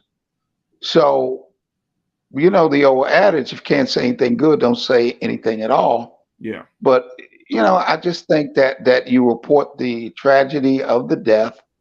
And then if you want to get in detail about a person's career, that's fine. I think they went a little too deep with Kobe. I hear you. I would totally agree. I thought that was very, like, considering everything else you could have mentioned about that man, you want to start off with the lowest point of his career and his personal life. And definitely that didn't warrant it. Let's talk a little bit about Sha'Carri Richardson. And I want to bring back my culture crew for this B-Fly Nira Muhammad, because Sha'Carri, coach, it looks like the kickoff of the new track and field season started in Bermuda over this past weekend. And even though Sha'Carri Richardson was slated and scheduled to run in a race in Bermuda, she didn't show up. What happened there, Coach? I don't know what happened, but you and I had a conversation about this young lady a while back. Yeah. And we both agreed that she has to make a determination on how good she wants to be. Now, that's up to her. If she decides she just wants to be average or mediocre, or she decides she doesn't want to do it at all, I'm fine with that. It's her life. But I would say that right now, she doesn't give the appearance that she wants to be as great as she potentially could be. And I don't know how focused she is, and I don't know how dedicated she is. And in order to be great in anything, it is a tremendous price to pay. Yeah, not good. I'm not average. But if you want to be great, you've got to be fanatical. Case in point, Allen Iverson would always say that one time he and Kobe went out to eat dinner. And afterwards, They looked at each other and said, "Hey man, great dinner. What you getting ready to do?" Allen said, "I'm going to the club." Kobe said, "I'm going to the gym." And a buddy of mine who's in the Basketball Hall of Fame, Adrian Dantley, people could see him at 10, 11 o'clock at night during the summer running up and down the street. If you want to be great, the price to pay is excellence, hard work. And if you're not willing to pay that price, that's fine. Absolutely. Absolutely. I want to bring B Fly, Nira Muhammad. I want to get y'all take on Sha'Carri Richardson. The start of the season happened and she's a no-show. People are saying that has she fallen off? What do you make of our sister, B? Talk to us. I mean, at this point I got questions. Like when was the last time she ran? Has she been running? Or she's been losing. Turning down. So I just want to know when she's been losing and running, or has she? Yeah, real bad. Like when I say like losing, like last place losing, like she's been losing. Okay, and so now she ain't showing up. Yep. It was. She was a one-hit wonder. I mean, is that fair though? Because I mean, look, I think here's why I asked this fair very quickly. Situation. It's a sad situation, but here's why I'm saying this, because we were all rooting for her, and then nobody. I always think it's interesting that you. I said this was going to happen. Actually, say it again. I called this. I told you this was going to happen after the whole fiasco. But hold on, hear me out there. Hear me out on this one. I think it's interesting that you work so hard to get to a certain level, only to give up. Only to drop off? I don't know. You know what I'm saying, Coach? Well, but Farajii, I would have to ask the question, and I don't know, but I think I can ask the question: did she work hard to get to a certain point? Because sometimes when you're young, when you're young, some people are gifted at a younger age, and they get by talent. And then as you evolved, then everyone has talent. And then the intangibles are the key factors: work, preparation, mental toughness. Right.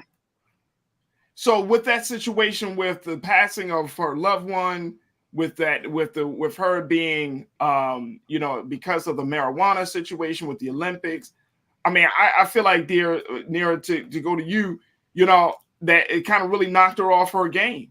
And because the last time we actually heard from Sha'Carri is when that other young lady from the 15-year-old skater. She's comparing her situation to her. That doping situation. And then prior to that, she was making fun of Jamaican culture after losing to the 4 women from Jamaica. I mean, she just had one controversy after another. And I think that can really throw off your game. That can really throw off your focus. Do we want to see Sha'Carri get back on her A game? Of course we do, because anytime you see a young person with talent, with promise, you want to see them go all the way. Right. But she's been hit with situation after situation. And then I think it's embarrassing. After her running her mouth, always saying how she was the best and she was going to win in the Olympics, she lost to those same women who were in the Olympics. So I think now she's a little embarrassed because she did come back after kind of going on this big Twitter rant about how she was going to win and then coming back and then losing in those qualifiers. I think she lost like really bad. Like those last 2, she didn't even she came in like last place. She came in last place. And I think that was really embarrassing for her. When you talk a big game and then you don't come through, you're embarrassed. And there's a lot of pressure on her as a woman, as a Black woman. We can just, the list can go on, but I think she's just embarrassed. And I think that maybe she needs to, as Coach was saying, get her mental, get her emotional, get that stuff in order. And to even question herself, does she really love track and field? Is this what she wants to do? Is this what she wants her identity to be based around? So Sha'Carri is going to have to make that decision on her own. Like that's for her to decide. B, what's your take on that? I concur with you. There's a difference, like Coach said, between talent and skill. And when you are young in the game and your accolades are based on talent, that can only take you so far. And if she doesn't have the focus that's going to take to sustain her, to create her championship, then she's just a pop culture blip, you know. And so and that might be what it is. And so I'm wondering, there seems to be like a similarity though between Sha'Carri and Naomi Osaka in tennis. You know, there's a greatness, but there's something that is not ready emotionally to handle the weight of being a champion at this level. And so it's and because of that, there needs to be a reset. And at the end of the day, it is a lot of pressure, you know. It is a lot of pressure. It is a lot of pressure. And if you can't sustain, if you don't have that level of grit, unfortunately, the game will weed you out. And that's what you're seeing, Coach. What you think? You think we're seeing that right now? Absolutely. Those great points.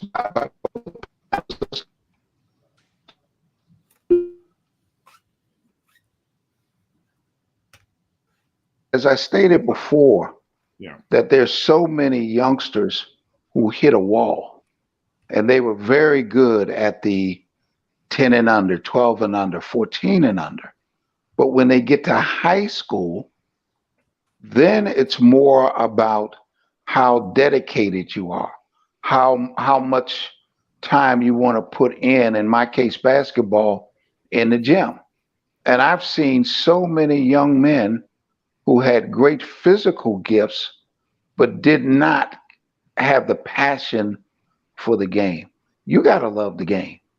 And one of the best commercials that Nike has ever produced.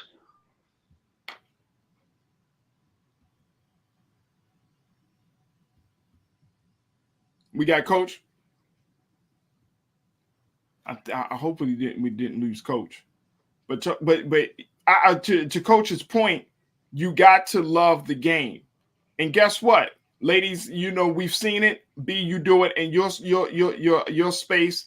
In terms of arts and culture, you got to put in that extra work. Dear, you do it in your space as a writer. It's a non-stop situation.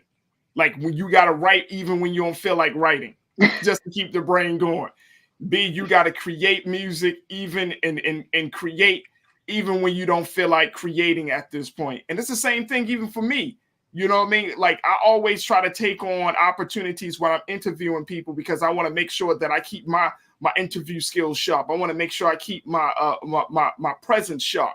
So it's an ongoing thing. And to Coach's point, some people think that they want that, but that's a determination. Dear, I know you and I, we always talk about Tom Brady. Tom Brady don't take no days off.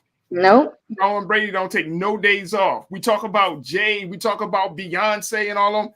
But guess what? I wouldn't want their schedule. B, I would not want Beyonce's schedule at all.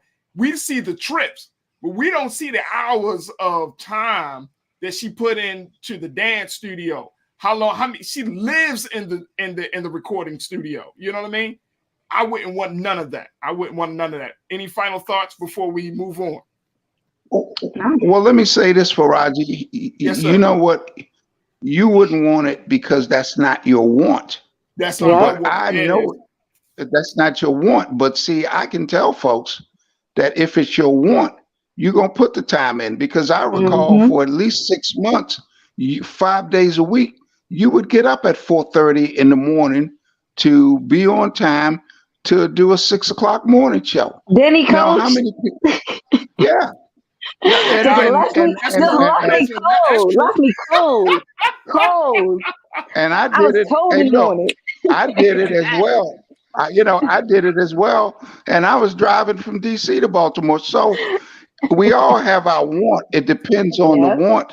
But obviously, obviously this is not, or at least right now, neither one of them appear to really want it that bad. How bad do you want it? There it is. How? There it is. Coach Butch McAdams, it's always a pleasure. Thank you so much, Coach, for joining us today here on The Culture. It's always a pleasure, brother. Thank you. Absolutely. All right, folks, we got to take a quick pause. When we come back, let's talk about from Baltimore to the Oscars. Yep, we're going to talk to the great Oscar conductor for the 94th Oscar celebration and ceremony, Mr. Dante Winslow. I mean, he started off playing the trumpet. Now he's directing things. He making musical situations happen.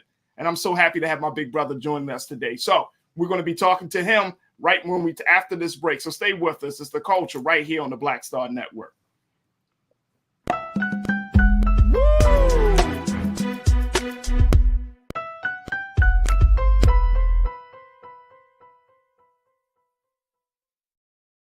Pull up a chair, take your seat.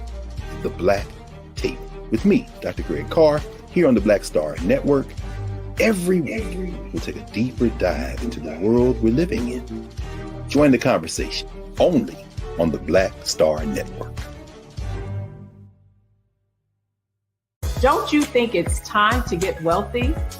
I'm Deborah Owens, America's Wealth Coach, and my new show on the Black Star Network focuses on the things your financial advisor or bank isn't telling you.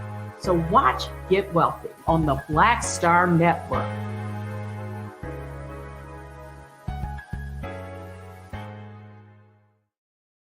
Hi, I'm Dr. Jackie Hood Martin, and I have a question for you. Ever feel as if your life is teetering and the weight and pressure of the world is consistently on your shoulders? Well, let me tell you, living a balanced life isn't easy. Join me each Tuesday on Black Star Network for A Balanced Life with Dr. Jackie. We'll laugh together, cry together, pull ourselves together, and cheer each other on. So join me for new shows each Tuesday on Black Star Network, A Balanced Life with Dr. Jackie.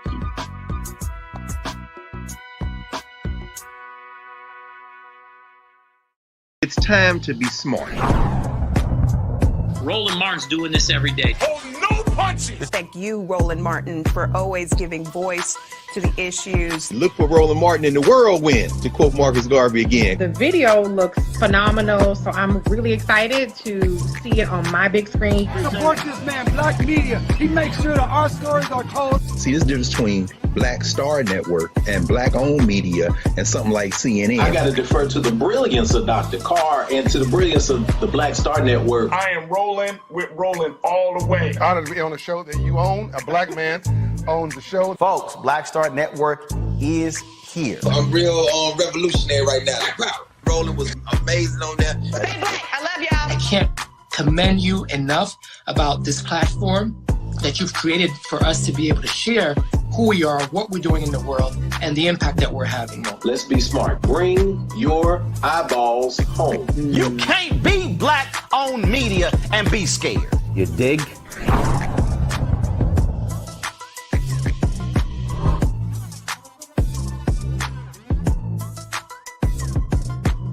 It's time to be smart. When we control our institutions, we win. This is the most important news show on television of any racial background. Y'all put $2, $3, $4, $5, $10, $15, $20, $30 on this and keep this going. What you've done, Roland, since this crisis came out in full bloom. Anybody watching this, tell your friends. Go back and look at the last 2 weeks, especially of Roland Martin Unfiltered. I mean, hell, go back and look at the last 2 days. You've had sitting United States senators today, Klobuchar and Harris. Whatever you have, you can bring to Roland Martin Unfiltered to support it. Please do, because this information may literally save your life. Watch Roland Martin Unfiltered daily at 6 p.m. Eastern on YouTube, Facebook, or Periscope, or go to RolandMartinUnfiltered.com. Support the Roland Martin Unfiltered Daily Digital Show by going to RolandMartinUnfiltered.com. Our goal is to get 20,000 of our fans contributing $50 each for the whole year. You can make this possible. RolandMartinUnfiltered.com.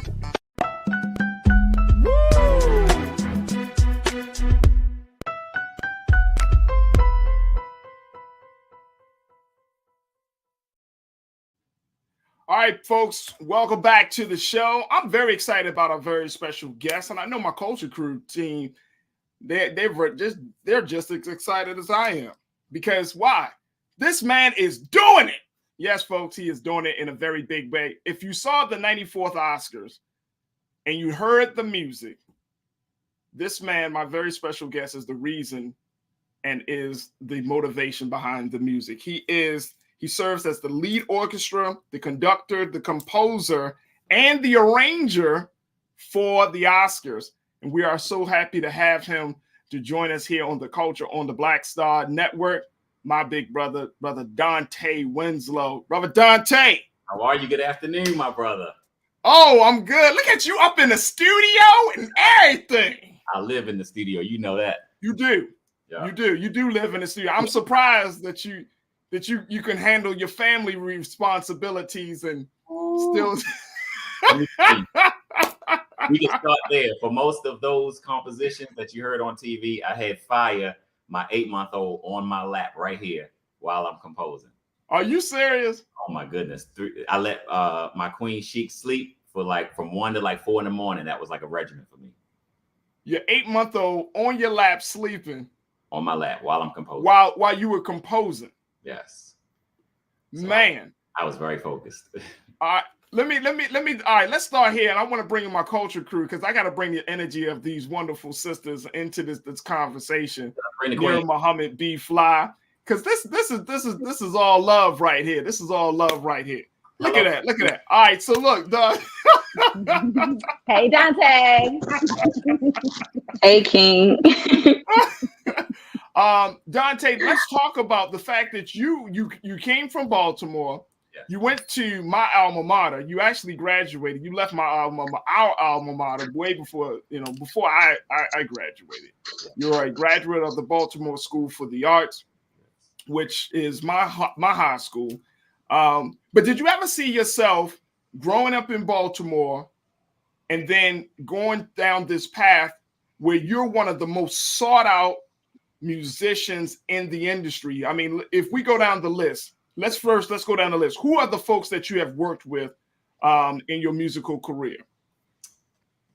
Let's start at D'Angelo, Lauryn Hill, Jill Scott, Lady Antebellum, Queen Latifah, Justin Timberlake, Wynton Marsalis, Terrence Blanchard, Dr. Dre, Kanye West, Jay-Z, Yo-Yo Ma,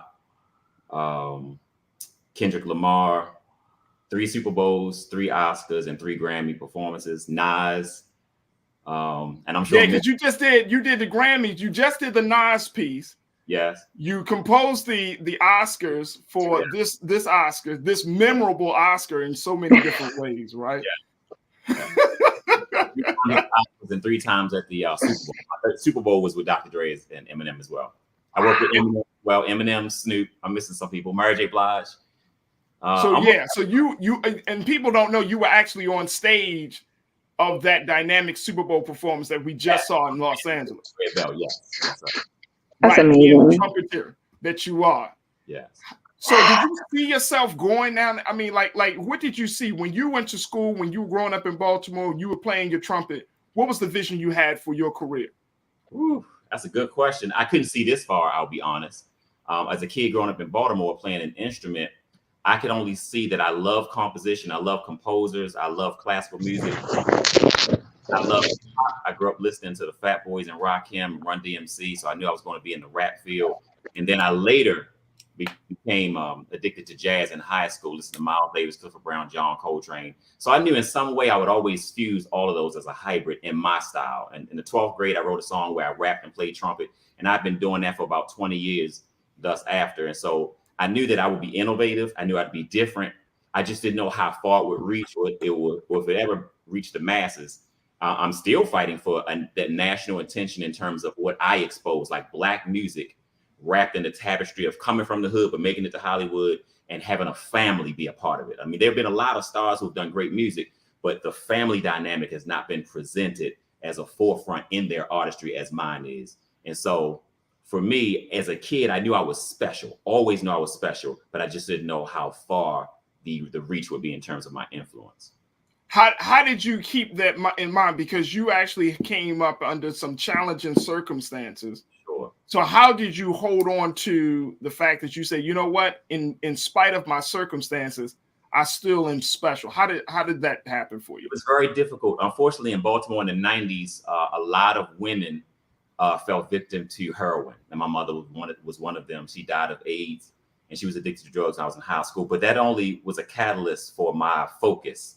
And I felt like, I've been in raids and, drug dealers selling out the house and people busting in with guns. I mean, I've been in so many tragic situations that for me, the trumpet was a light. It was the only source of sanity. It was the only way I could say, okay, if I stay focused on this, I can make it off of North Avenue. So and my story is special in that the trumpet was a saving grace. It was God's way of saying, listen, child, I care for you. Here's the Moses staff. Hold on to this and I'm gonna let you part the sea with this instrument. So it's much deeper than an instrument. It's much more of an Excalibur, a sword that cuts through demons and cuts through bad spirits and opens the way for other kids to come behind me. Wow. I've never heard anybody describe the trumpet like that or a musical instrument like that. Yeah, I get serious. Yeah. How many hours do you put in? From even at the beginning of your career to now, how many hours did you put in? Because there's that it's not an old phrase, but we now talk of this day and time like if you don't put 10,000 hours, to be great. So how many hours would you say you put in? Like the coach was saying earlier, my passion is obsessive, and I always play about 2 to 3 hours a day. But since now I have multiple streams of income, I have to take care of different things. So I study scores for about an hour or two. I play the trumpet for about 2 hours. I have to take care of 3 kids. So I try to spend an hour with each kid. I try to spend a few hours with my wife. Then I practice maybe some harmony. I have a list on my wall. I'm methodical. So there's a list of everything I'm supposed to do throughout a given day, including time for play and relaxation.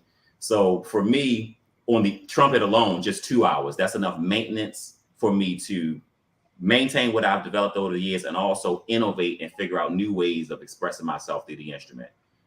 Really no days off, but sometimes Sunday, a day off is like practice because you strengthen the muscles by letting them recuperate and you let your mind float and do nothing. You may meditate or go to the beach with the family. So new creative insight can actually come into you through ether, through source, or through God. There it is. B Fly, Nira Muhammad. B, what's your question for Dante Winslow?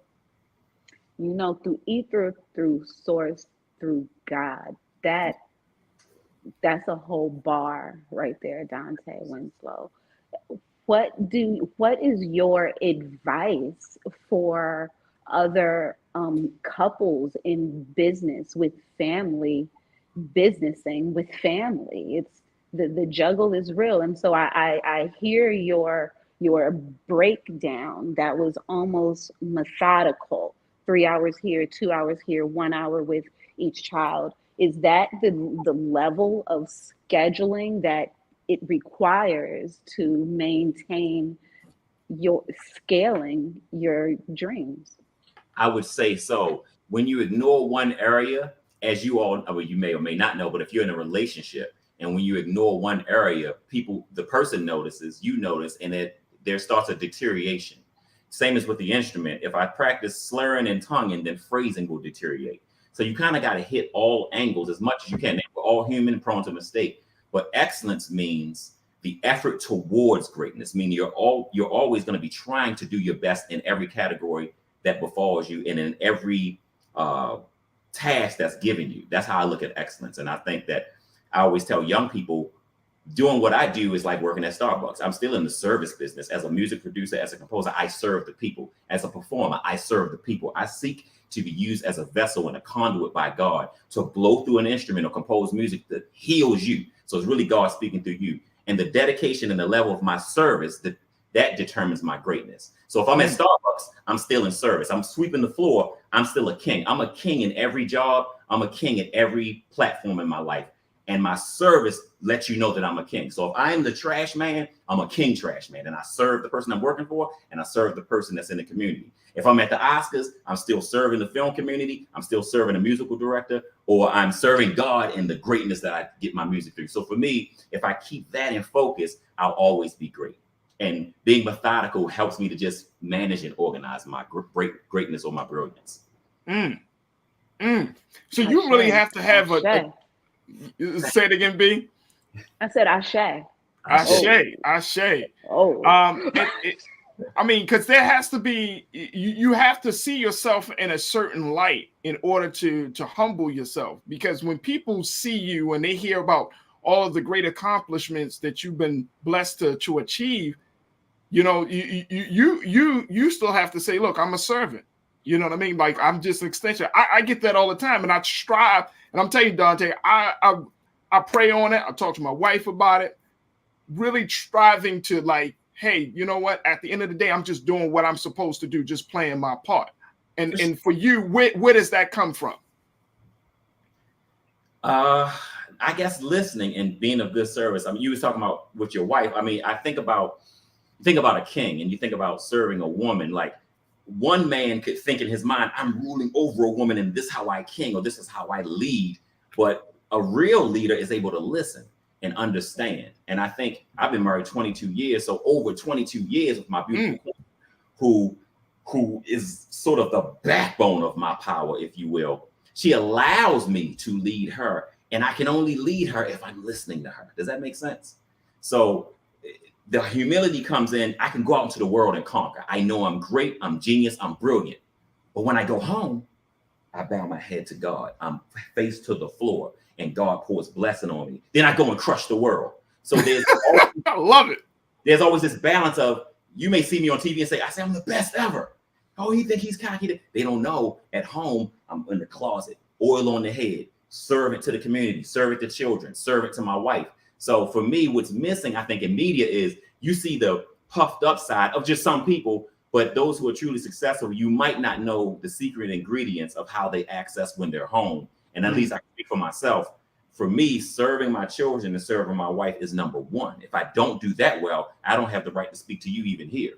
Because I'm the same everywhere in every platform. And in order for me to demonstrate true power, I must demonstrate that in my home. And then that will go out into the universe and resonate as authentic power. Dear, I hear you testifying right now. No, I just think that's so beautiful, because you don't really get to hear men speak that way. So I'm over here thinking, like, he's here to talk about music, but I'm like, he needs to be talking to, like, all Black men about how to love a woman. Because I think that was just so beautiful and so deep. And I think that your queen, I've had the pleasure of meeting her, and I think she's so beautiful, and even her spirit radiates so beautifully. And so I'm just over here just enjoying this Black love, because I'm envisioning his beautiful queen, and they had another baby, and I just think that's so beautiful. So I'm just over here like, oh, rain down some of this Black love over here. I love it. But I love that, like, just manifesting who you are and being humble at home, so that God gives you that strength to propel you outside of the home. That's just like, that's so deep and that's so beautiful. And I just think that more of our people, we need that type of energy. We need that type of even self-love and humility to our God, to our creator. So I just think that's, like,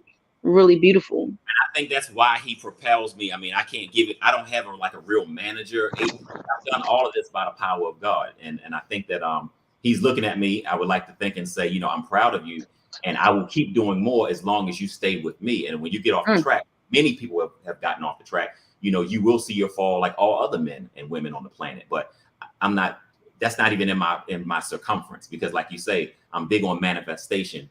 Things that I say actually happen, and they happen because I'm connected to God. I love it. I gotta hop off because I gotta go be a mom. Yeah, it's all my good. baby. It's all good, and I appreciate that. You gotta pick up the baby. Yes. I'm logging off. I appreciate you, dear. Thank you so much for joining us today here on The Culture and being so good for the culture, dear. Love you guys. Peace, Nara. Brother Dante, as we look at music, but to her point, music is tied to culture and life. Say it again, brother. I said, I know we meant to talk about music, but for me, look, let me tell you something. First and foremost, if you know anything about Dante Winslow, you just don't talk to him just about music. Right. I mean, seriously, just because of the fact that you bring so much into the conversation that I think is important. And to Nero's point, when you're talking about how you got here, I think we need to have some different conversations about success, and more importantly, how do you attain success without losing yourself in the process, right? And for me, I love talking to brothers and sisters who are the embodiment of success, but they gotten there on their own terms, quote unquote. They didn't, it's not about, being somebody else, or there's an authenticity that's there. And that's one of the beautiful things that I love about you. And one of the things that I wanted to highlight in this conversation is that it doesn't matter who you are in the sense of how you believe, if you understand that you are a vessel and that you're being used for all of these gifts and talents. And let me just say this, like, for example, one of our watchers, Donita, said that's what gifts are for, that, to share them with the world. But there is a way that you share your gift with the world that will bring in the financial means that you wanted to bring in, while at the same time, you can still, be yourself. You don't have to compromise who you are. You don't have to compromise your integrity. You don't have to downplay your experience. And I think people need to hear more of that, brother. I totally agree with you. And for me, I mean, once my book is written and once it comes out, people will see the track and the long length and discovery and struggle and pain it took to get to this beautiful man. But it's like I too was a victim to poisonous pathology of self-hatred and depression and thinking white people were better when I was younger, going to white university, living in the hood, being shot at. Everything you can name has happened to me, and I've done it. So I'm an older man now, and people see, oh, look at the fruit, but the fruit and the diamond took a lot of carving. And so I celebrate the success and I speak loudly about it, because I can tell young people, like, I know you may be 16 and 17 and you want to be like Lord Yacht Yacht or whatever it is. And that's only that you have blinders on, but you're greater than that, actually. And when I was young, there were so many people I wanted to be like. And for a lot of them, I've outgrown even that image. I've become something greater that God saw for me that I couldn't see for myself. So it's important for young people to see that, yeah, you look up to something, but trust you me that something is not even as good as you are at age 7. That's a bar, you know what I mean? Because kids think, oh, it's famous, or it's money, or it's glitz, or it's glamour, or it's tall, or it's beautiful, or it's this, but it's still not as beautiful as what you are right in the ghetto with your hair and your, mom, or your struggle, or your no card, getting to school, bus tickets on lunch lunch money, food stamps. You tend to just demean yourself when you look at the superficial when you're a child. But you have to know that you are so precious, so golden, so much better than any celebrity you see on TV. If I can impress that upon you, you will explode like a flower. And if you can see the beauty, you'll look back and say, oh my God, I'm that beautiful? Man, and show y'all my true God-given beauty. And that's the tough part.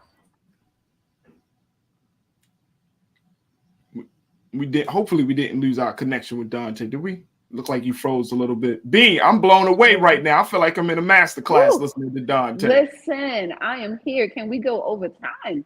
Like we are going over time. So I had to make sure we had a full, fruitful conversation. Yes, this is. I mean, like, because the legacy is so rich. Like, thank you, Dante, for the contributions, like from the Chitlin circuit to the mainstream. Like, it's been real. Like, I've admired personally the level of your collaborations, like from Carolyn Malachi, Chelsea Green, like Raheem Devon, while also working with Jay-Z and Kanye and the greats. Like, there is no difference to your level of excellence. And that is so admirable within this game, Thank you. Thank you. Thank you. Absolutely. Thank you. Absolutely. Yes. Blackwater Production House would love to, host any sort of collaborative effort. Next time you're on Saratoga in the Maryland Arts Place building, we're on the 5th floor. So come through, full production house waiting for you. I would love to. Yes, for me, I wanted to say to what the sister said, they're all the same. They're all great artists. They have hearts. I normally work with people and measure their intention. If I feel like the intention is in the right place, I don't really judge the words they say and the product they're participating in. I may not agree with everything that is along the path of what I'm participating in, because you may work at Walmart and you don't have the same ideology of your employer. You don't have the luxury of lining up with everyone perfectly in sync. But you can say, is our overall agenda the same? Is your heart right? And then I go there. And I think that all of these artists, whether they're international, national, local, or regional, they're important to have something to say. And my dedication to making their craft represent my excellence is my own personal commitment in my own constitution. So an arrangement I score for, a person that's paying me this much money, or a person that's a world-renowned A-lister, whatever that means, to a person that's regional, I'm going to give them the same dedication, the same excellent product, because that's my commitment to a customer service and excellence. That's how and I absolutely love that, brother. I absolutely love that. And I know that you got your hands in many pots, like you already mentioned. You got different streams of revenue. This Oscar role that you were blessed to get to serve as the, just really like a 360 involvement with the music, the production of the Oscars. Is that something that we can expect to see from you for next year's Oscars, for the 95th Oscars? Is that a direction that you're going into, where you are going to be doing, more composing, more conducting? Are you going to start doing more, music, movie soundtracks? Sure. What's the next step for you? Next step, I have a movie coming out starring Wesley Snipes and Tiffany Haddish that I'm scoring. I have another movie after the Oscars. I got like 3 movies coming, and I'll be keeping you updated with those. Film scoring is what my passion is, and that's where I'll be going, because I think Black media and music and the art and our brilliance needs to be shown on a big screen. And there's a certain level of brilliance that I want to bring to the music that underscores film that I haven't heard yet. And it's going to be something, it's going to be Baltimore influence, but it's going to be Shostakovich, Rachmaninoff, Bach, Beethoven, mixed with Miles Davis, mixed with Tupac. It's going to be something but it's going to be Dante Winslow, and it's something that has not been heard. And so God's going to open up that door, and it's going to be in the area of film music. Oscars, I did that. It was great. I don't know if I'm going to do it again. We hit a home run with it. The ratings up 56%. Will Packer did a great job. Adam Blackstone, music director, did a great job. I served as an orchestrator, conductor, arranger, and trumpet player, probably historic for a Black man, especially a man from Baltimore, Maryland. Yes. And, I don't know if I can do that twice. Yes. I want to do great things. And after I've conquered the Hollywood music industry, I want to be able to open up that window for other young talent to come behind me and show the world their brilliance as well. Well, brother, let me tell you, on this side of the world, you're a superstar, man. Thank you, man. You are a superstar, and I'm not saying that in a very, like a little frilly way. And I think B would appreciate this. Like, it's a beautiful thing to see Black men and Black women creating on a high level. Ooh. To create, and not just creating, but making an impact. That's one thing. But then to do it in spite of the challenges. That's right. In spite of the barriers. Yes, it's very difficult to maintain. Like you were saying earlier, it's hard to maintain your sanity in today's world in general, outside of music. But in this music business, I study a lot of biographies, and I look at the pitfalls of where our great ancestors have taken a turn, and I try to watch out for those. But in terms of me and my queen as a family unit, we resolve with each other that our number one responsibility is to each other. And that's ancestors are looking at us, they're on our shoulders. That is number one, that's paramount. That's beyond music, and that's beyond entertainment and art. So that's the reason why, one of the reasons why we don't want to do a reality show. We don't need to show our world the magic. God has already blessed our marriage. Come on, man. Every marriage is different. On. But it's important for us to look at each other every day in the third eye and really stay connected as man and woman, as king and queen. That's going to serve posterity. That's going to go through the generations. We've been here many, many lifetimes. This is just but one. So it's important that we live as best we can. Our kids live, and it represents to the whole community and the diaspora the greatness that God has intended for the Winslow dynasty. Real quick, the question, Brother Dante, as a dad that's intimately involved with the production of music and the culture, do you impose that to your children? Do you want your sons and you want your daughter to follow your footsteps? What kind of dad are you? I'm a hands-on dad, and I'm a dad that is about rules and theology being presented in the best way possible. But I know that every human is born different. I taught at Gilmore Elementary in the hood, and I saw children of all walks of life with different backgrounds, and some made it and some didn't make it. And I know that life befalls people differently. So it's going to be, it's individualistic, the tutelage that I give each child. So if I know you're this way and you're lacking this, I'll give you this. And if I know you're this way, it's going to be different. So I'll make a regimen or a way of thinking for each child while nurturing what they came here with. Because everybody comes with a special gift, and everybody comes with a bent or a thorn in the side. My job as a parent is to recognize the thorn, correct it, me and my queen, to recognize it, correct it when possible. When I say possible, is because some things you have to learn on your own. We all know that. Yeah. And then the other side is to enrich you with so much history, wisdom, religion or spirituality, life lessons, morals, music, because I think music calms you and allows you to be sane, whether you become a musician or not. It's my job to pour as much as possible, and it's your job to take what I've given you and work it.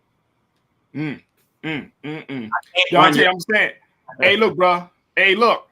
I don't know if it's coming in your lifetime, B. I don't know if this is part of his work, but I hear Pastor Dante Winslow in the works. Oh my goodness. You know, when you are activated in your ministry, it will always sound like preaching. You know what I'm saying? Come on, man. So it's I think that's what we're hearing. That's what we recognize. That's you true. know, and you know, and continue on. I'm totally inspired. Thank you, B-Fly. That's very true. More than being a minister, it's just being activated in your power. There it is. There it is. Yeah. Hey, brother Dante, I appreciate your time today. Thank you so much. More importantly, you thank you so much. And I don't think people understand how much you have added to the culture of arts and culture for Black people across this country. But your sound is one of a very special, unique sound. And now your flavor is just being felt, not just through one instrument of the trumpet, but through many, many different instruments. So, you know, brother, I just want to say thank you so much for being so good for the culture, because we need you. We love you. We appreciate and respect you. Your big shout out to your Queen Chic, man, doing an amazing job, you know, making sure that y'all keep this thing going. Is there a place that you want people to go to learn more about you, the music that you're doing, and keeping up with the work that you're doing? Yes, if you're in LA, please come out and see the new play entitled Blues for an Alabama Sky, directed by Felicia Richard. It's at the Mark Taper Forum now for the next 30 days until May 8th. And I'm the musical director and composer. Come and see that in LA now. More information about me is on my website, www.dantewinslow.com. I have a new t-shirt I would love people to get. It says, I believe in myself. And that's a mantra that I live by. I would love young people or older people to get behind the movement of believing in themselves and knowing they are all great. That's beautiful. That's beautiful. Hey, look, we're going to look at that. Look at what we're doing for you. That's big shout out to my man, Keenan, always on it. Look at that. Look at that, y'all. Oh, man, look at that fire joint. Whoa, I'm telling you, Dante Winslow, brother, you know you got a home here on the culture and on the Black Star Network, so that's nothing. That's nothing for us to extend the invitation and the platform to you and your family, bro. Thank you so much. This is a very rich show. Please continue your greatness. Hey, brother, thank you so much. Look at that. I love that shot. Look, you go on in. Oh, boy, teaching the babies. Teaching the babies. Brothers and sisters, family, you've been listening to the 2022 composer, orchestra, conductor for the Oscars, but this man has been bringing music for many, many years. And guess what? He hails from Baltimore. That's all I'm just going to say. He hails from Baltimore. He comes from here, Baltimore. Y'all might be like, man, that's a little rough and tough place, but we make diamonds up here. We make diamonds in Baltimore. Yes. And you got two diamonds right there, B-Fly and Dante. Man. Yeah, B, I'm gonna take ownership. Yeah, Baltimore, we're gonna take ownership of you right now. I know you're from Cali. I know you got your Cali roots. I get it. I ain't taking away nothing from Cali. I'm just saying you're in Baltimore now. Thank you. Listen, it's all good. My blood brother is Dante, so this is I am home. You know what I'm saying? Like, no coincidence. Like, I appreciate yes. that, Dante. Anytime, brother. You are always welcome back here on the Culture, here on the Black Star Network. We love you, man. Thank you so much for your time. Thank you. B, thank you so much, sis. Always good to have you. I love Mondays and chatting with you, bringing your insight and certainly your politics. So thank you again, B, for all that you're doing. And how can people find you, B? Oh, go to blacksheezus.com. Yeah. That's probably the best way right now. Black Sheezus Instagram always. Black Sheezus, BLACKSHESUS. We got the Maryland Film Fest approaching at the end of the month, April 27th through the 2nd or the 3rd of May. And so Amethyst Love Gods is going to be a full installation running back to back to back to back to back to back to back to back to back for like the entire time. So there it is. There it is. Let's do it. B Fly, appreciate you. Always enjoy to talk to you. Thank you so much, sis. Thanks, Farajii. Absolutely. Family. Hey, look, forensic accountant. You said we'll exclude his Baltimore connection. Okay, forensic accountant, I got you. I see. I know what shows you watching. Can't excuse his Baltimore connection. I know what shows you watching. I got you, sir. I got you.